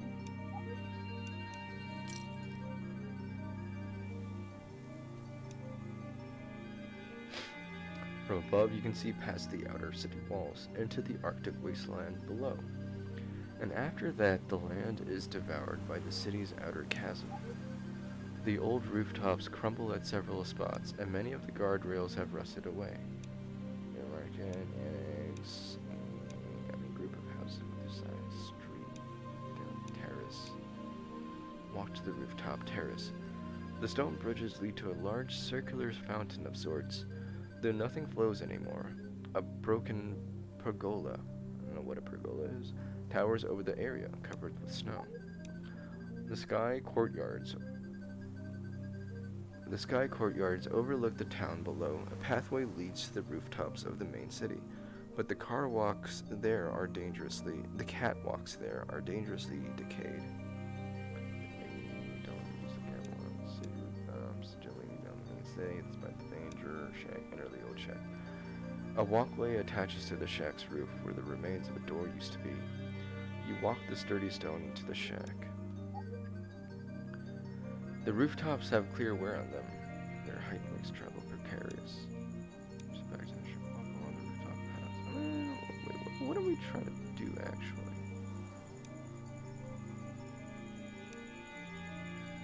The shack is empty, dusty. Books lie against the wall in a small library of sorts, though most are torn and unusable. A large window lies at the side of the shack, overlooking the ruined city. Just barely through the fog, you can make out a woman standing still in the center.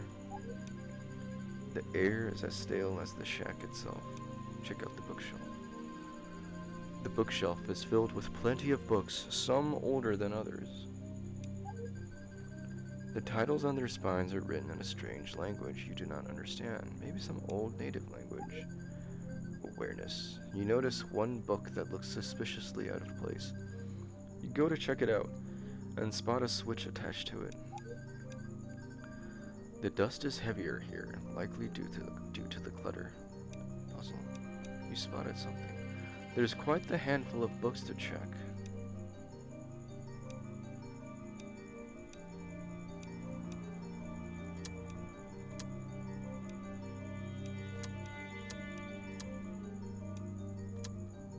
Huh. I mean, it kind of just locks and unlocks them now. And we don't wanna flip that if we can.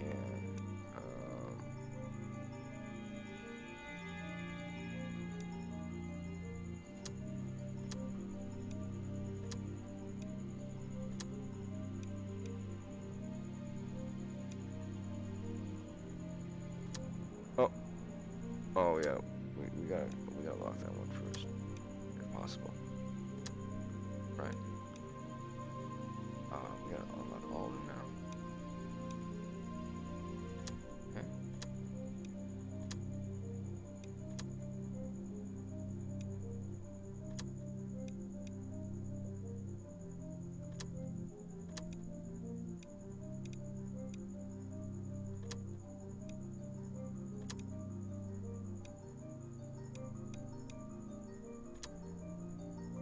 I mean, did we not do that?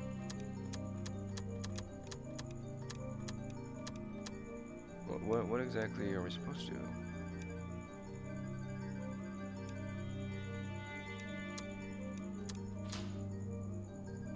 Okay, I mean, final book locks in place. A crack between the two bookshelves makes itself apparent.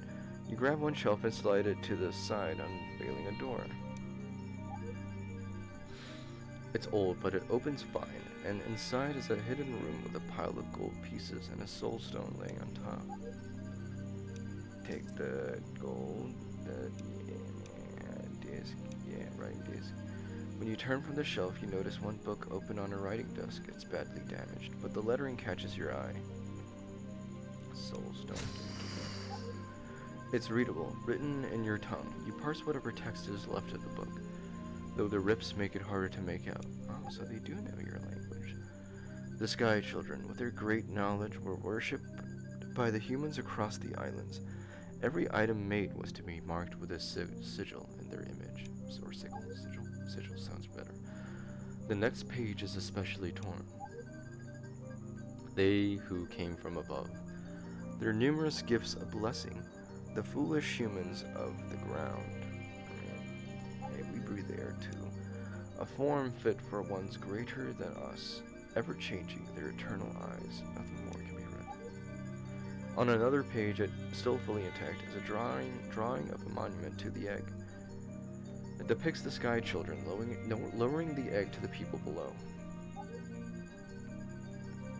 You notice it's the very same monument you saw carved in stone on the other side of the city. The dust is heavy. The Sky Children, with their great knowledge, were worshipped by the human. Oh no, we kind of did that right. Every item was meant to be. Okay. Read the history book again. Closer look outside the window. You go to the window and squint, trying to discern as much as possible. The fog fights you at every turn. Okay. The only thing clear are the ruins of various houses and the woman. Looking closer, you can see her mouth moving. She turns toward the window and swivels her head upward. Your eyes meet. She stands still. Her mouth is moving. Is she saying something? You can't tell. I just learned that the spacebar does, She looks down. She walks away. The air is as stale as the shack itself. I mean, that's kind of like you know, I mean, do we still want to? The catwalks, use the catwalks. Attics, group of houses have their sides torn off, big around the side of the row of houses, each one with their sides torn off. Their attics is exposed. Most of what's inside is old and rough from the elements. The open maws of the rooftops do make a nice place to hide from the cold, though. While inside one of the attics, you find a small satchel of old coins. Straight, terrace. We did the terrace. Rooftop market. So I guess it just is literally a way to kind of like maneuver, you know, itself. Step outside. So we were thinking explore a small alleyway. The others, brighter too. Boxes line the side of the walls. You search around the alley for a bit, but find nothing of note. Ladder. Did that stairs to the main city.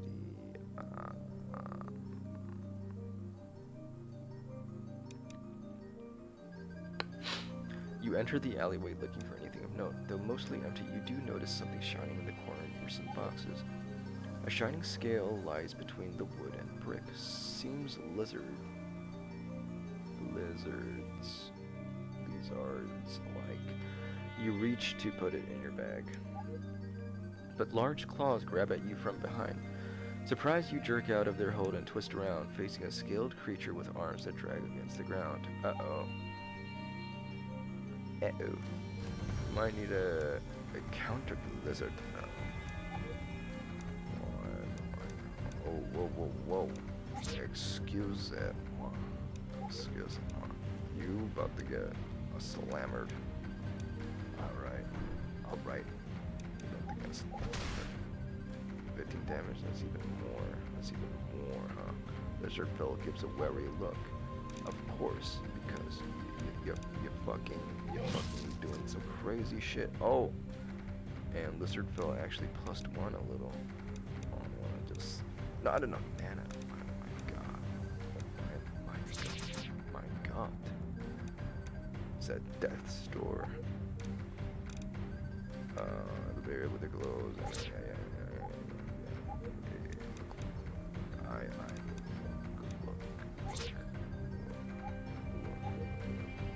You doing this? It's not a good idea. It won't end well for you. Lizard Fell takes 4 damage. Lizard Fell falls.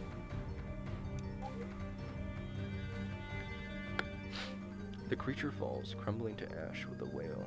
Hopefully there aren't more of whatever that was. You grab the scale as you leave. Cool.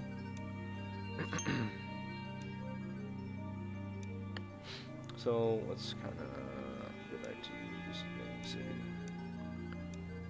Maybe the beach. I guess elevator sits inactive.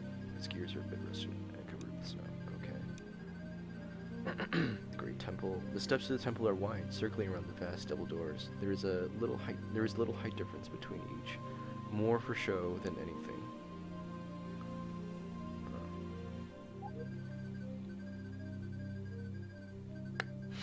Reaching the doors, you notice a large cutout directly in the middle, binding the door shut. Grabbing the handles and pulling makes no movement. They're locked. The doors to the temple are closed shut, unmovable. Their stone is glossy and sleek, not a crack in it. So we can't do anything here. We can't do that. Go back to the city. Oh hey, look at that offering table. I guess there's something there. Oh, offer the egg. The stone dark egg you took from the monument feels warm to the touch. You feel it's excited in some way. It pulls you to the table and you offer it, putting it right in the center. It stands upright, as if it was always meant to be there. You hear a clank behind you and turn, noticing the elevator raising its platform by itself. Its old gears creak to life, shaking off the snow and rust. You catch the eye of the witch, who has moved to the base of the altar. Her frozen visage has failed, and you can feel a warmth and a calmness coming from her. Traveler, she speaks. Her voice is deep, reverberating through your body, as if speaking inside of you. Thank you. Her health confuses you. You look perplexed, she says. Are you wondering how I move? It was from your faith. She points to the offering table. I need your help, traveler. Please, talk to me as soon as you can and listen to my story. She walks away from the altar. Turning around, you plan to pick up your things and leave, but notice that your gold offering around the egg is missing. When you check your pouch, you notice all of it has returned, trading places with the egg, now standing front and center on the table. Well, the offering table is satisfied. Whoa! Swag. Offering table, witch. Yes, there's an exclamation mark there. Do not attack the witch. The witch's attention is limited to the bridgeway above, but she still smiles when she notices you. You've come, she smiles. Then allow me to tell you what happened here so many years ago. The city used to be a massive center of prosperity. The people worked hard and created a paradise for themselves. Ah. But large beasts, known as sky children, came to take from the people what they rightfully built with their bare hands. The sky children demanded of the people their time, their worship, their belongings. In return, they gave empty promises, and their sweet words corrupted the people who heard them. None besides me understood. I hunted the sky children, for none could see what needed to be done. She peers up to the bridgeway. Up there is a sky child, or so he claims. He is not truly, he only mimics them. He wanted their glory, and he learned their magics to get it. The people believed him and made him into a sort of god king. It didn't matter the cost to the city, to the people. The sky sire couldn't be satisfied, and only asked for more and more. So I tried to slay him, that day so many years ago. I cannot recall when. I stabbed him with a rod that turned his own magic against him. He was powerful, though, far more than I expected. He threw me off the bridge, tried to banish me from this realm, but I did not die. I refused to let him kill me, so he crippled me instead. He tortured me, froze me, stole my voice and my magic. In the end, all I could do was hold on to my life, while still pushing my own magic into him as much as I could. She looks around at the frozen city with melancholy. Truly, I lost my sense of time. It seems nothing is left to protect anymore. For so long we have fought, both of us dying and yet refusing to die. I don't even remember when we started. She turns back to you. But traveler, now that I'm free, I can tell you, I can help you. I can still use my magic on him. Please, go and slay that vile beast for me and for the people who once thrived here. The witch's attention.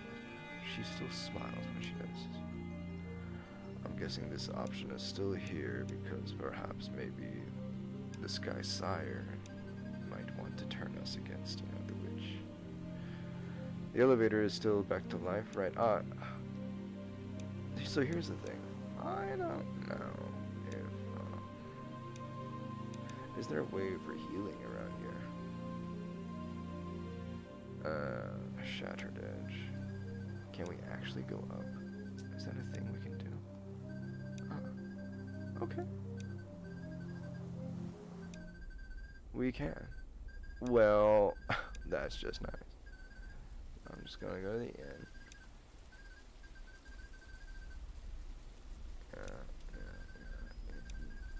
Upper quarters and sleep here. Yeah. Good. Do our Poké Center healing, I mean, this, it's a simple game, free to play, but it kind of sucks you in, huh? kind of sucks you in. So, let's see. We've been streaming this for about 2 hours now. Let's see. Not so sure how long it's going to keep going, but we'll try to maybe push for like a few more minutes on this. Okay, so we'll do more of the elevator in the temple, and then we'll see where it goes. If it looks like it might kind of be coming to a climax soon, then we'll kind of keep going, but if not, we'll try to like save and then leave it off for like finish it off on like another stream. Let's see. You know, just because like this narration heavy stuff is, you know, it kind of gets you. Okay, well let's actually save here and open the saves menu for now. Awesome. Save game, yeah, slot 1, sure. Back. Exit. I guess like there are a lot of slots just because, you know, for the spastic savers, right? Just in case they do something they regret or, you know, whatever's. Ruin City. Elevator. Alright. The elevator stutters into motion. Responding to your steps as you approach, you're not sure how it knows. Frayed ropes loop around pulleys above, but there is no one below to pull them. The wooden platform is as stable as it gets, but it has no supports. And yet the lift arrives at your feet all the same. A panel is attached to it. The elevator panel waits for input. There are only 3 heights to choose. Right. Okay, bridgeway. Where's the bridgeway? Ride the elevator to the highest point in the city. The Dark Egg Monument. Well, let's go step by step. The room is empty save for this beautiful monument. Pavilion. Is there something to do? Yeah. Probably not. Elevator. Let's go to the bridge point then. Bridgeway. The ancient bridge spans across the city with a small crescent to its shape. Its wide deck is bound by thick stone walls, waist high. Cool. And towers over every building in the city, save for the spire of the temple below it. Even so, the drop to the temple looks to be a good 30 feet or so. Oh, 10 meters maybe? A large skylight in the roof of the temple lines up with the center of the bridge, where the walls open up to see down into it. And in plain view of the window is an odd creature of some kind, hunched over. It covers itself with great white wings, and it's bleeding. Etchings run the entire length of the bridge's walls, all of winged creatures or the dark egg. Let's do rooftops. Well, let's look at the creature and just go straight to it. Coming closer to the creature, you see a massive wound on its side, hidden below his wings. It's bleeding and looks infected. The creature perks up a bit and turns. His face is nearly human, save for his black eyes and elongated skull. It juts out like a sharp knife centered on its nose. Underneath his pointed nose is a pointed mouth that speaks. Ah, you. Child, won't you please help me? His eyes widen with hope when he meets yours. He gestures to his festering wound. Please, please help me. Help this poor creature. Listen. The creature looks pleased as you come close. Oh, it is a good thing you have come. A miracle it is. His wings unfurl with some effort. I am the Sky Sire, as they used to call me, he says, gesturing to the city below. I am a Sky Child. The Sky Sire sits back, wings open. His now fully visible wound looks painful and rotten. Is your wound all right? Pointing out his wound, the Sky Sire grimaces in pain and turns. Ah, yes, it is. Well, no, it is not all right, but it is something I can bear. For how long, though, I'm not sure. He winces as he hunches back down. The red wound writhes a bit alive. It's not quite normal, you see. You realize the situation might be more complicated than you thought.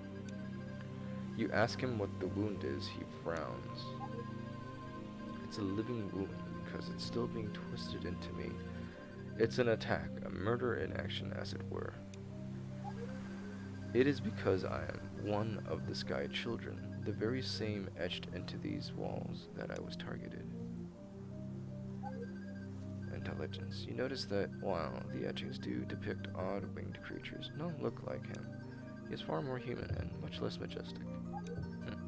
Sky Sire stops short while talking, a grimace enveloping his face. He clutches near his wound. My apologies, the pain only gets worse by the day, you see. It's a nasty curse given to me by the devil herself. It burns deeper, festers endlessly, all from her down there. He points with his wing behind you, down in the middle of the city. Do you see her? You walk over the bridge's edge and look down. Down below, you see the same old woman you saw before, the frozen one. She still stands where you found her. You see her, don't you? That witch is the reason I am like this. Groans as he adjusts himself. That witch is why I cannot move from this spot. It was she that gave me this festering wound, this rot. Even now, she still digs her knife into me, my magic barely keeping her back. It is all I can do to keep struggling against her, as I have done alone for centuries. Defend the witch, press, ask Wizen. You point out that none of the etchings on the bridge, or anywhere in the city for that matter, look like him. His eyes widen a bit. What do you? Well, there's a simple explanation for that. These etchings are all quite old, you see, and I am not. I am much older than you, but to the ancients I am still but a child. That is why these may look different, young one. Remembering what you saw at the monument behind the upper pavilion, you say that his body looks much more human than Skychild. He cuts you off. Oh, shut up. What would you know? I am a Skychild, a being incomprehensible to mere mortals like you. You say I look human. It's because I chose to look like this. For you, you couldn't handle my normal form. He turns away in a huff. That witch is already enough for me to deal with. Don't make me deal with you too. The Sky Sire leans back against the bridge wall, exhausted. Enough. I'm tired of talking. This crumbling body cannot even move anymore, nor even heal itself. Until she is gone, that is. He turns his head to you. Traveler, he says. For my sake, no, for the sake of the city, I urge you, kill that witch. Okay. Maybe, I don't know. I'm too weak to do it myself. I can only match her as I have been. But if you attack her now, I'm sure you can do it. It is only because of me that the city is still standing. Despite her best wishes, if you kill her now, I can finally rest. Sky Sire closes his eyes, brows knit together.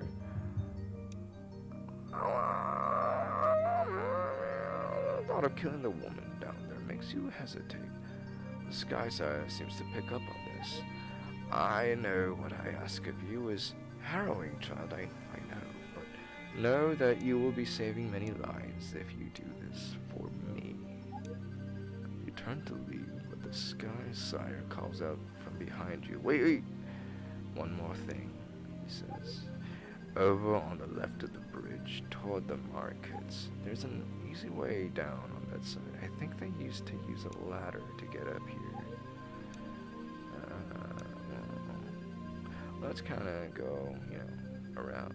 The bridge slowly dips down. The closer you get to the markets, as it ends, it comes close to the courtyards near the shack. While still a ways higher, you find an old ladder on the ground near the edge. Its long steel body might be enough to reach a platform.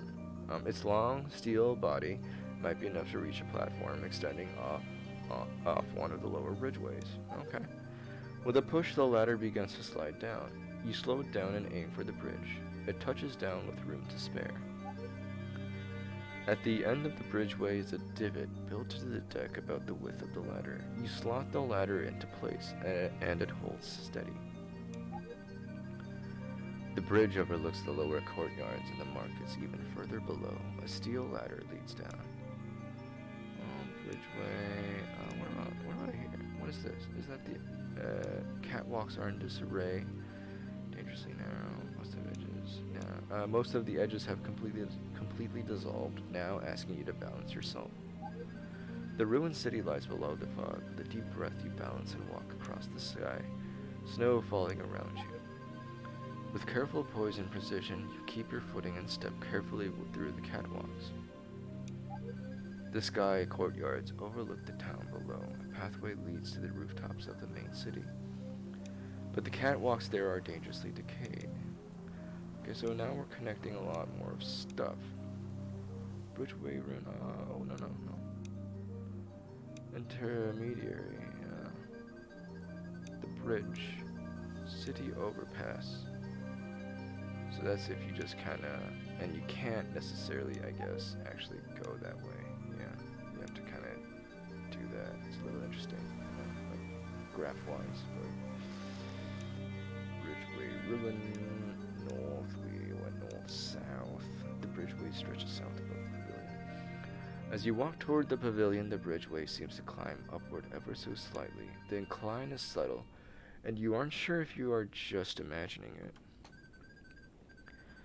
With every step, the chill of the cold dwindles, and the city's fog lifts. Or maybe you've climbed above it. You notice how thin the clouds have gotten. At the edge of the bridge is a light, dim in the distance, but growing brighter as you come closer. You keep climbing. An overwhelming warmth blankets you as you get close, and a blinding light rests above the bridge's end. You look up and see something. A white gate. A porcelain white staircase leads up, disappearing into the light. Everything is still, calm. Strange, you feel you've seen this place before. Nothing looks quite right, and yet it's familiar somehow. Beautiful staircase. The edge of the bridge blends into the foot of the staircase seamlessly, from ancient stone to smooth alabaster. Look to the tender light. You see snippets of your memories, old and new, swirling in the light. Like nostalgic old friends, they greet you. One step up the staircase, you've never felt so at peace. What did you even come here for?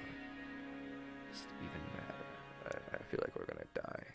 You lower your head and turn, walking back down into the freezing abyss. No, we need to suffer. Alright. Sky Sire, do you have anything else to say before we do your bidding? Travel to the main city despite the danger. Sky Sire. Oh, you're back, says the Sky Sire. What is it? So it's a choice. It's either that. The ice and snow proves to be too much for you. Your stomach lurches when you lose your footing. You scramble desperately to hold on, but soon find nothing below you. You tumble into the void and can only hope for a safe landing. As much as possible.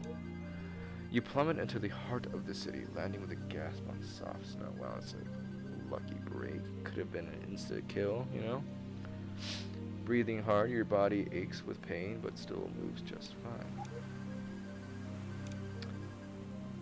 Well, the Great Temple is still locked, isn't it? The doors to the temple are closed shut, unmovable. Their stone is glossy and sleek, not a crack in it. Well, you know what? At this point, it might be a good place to save, you know?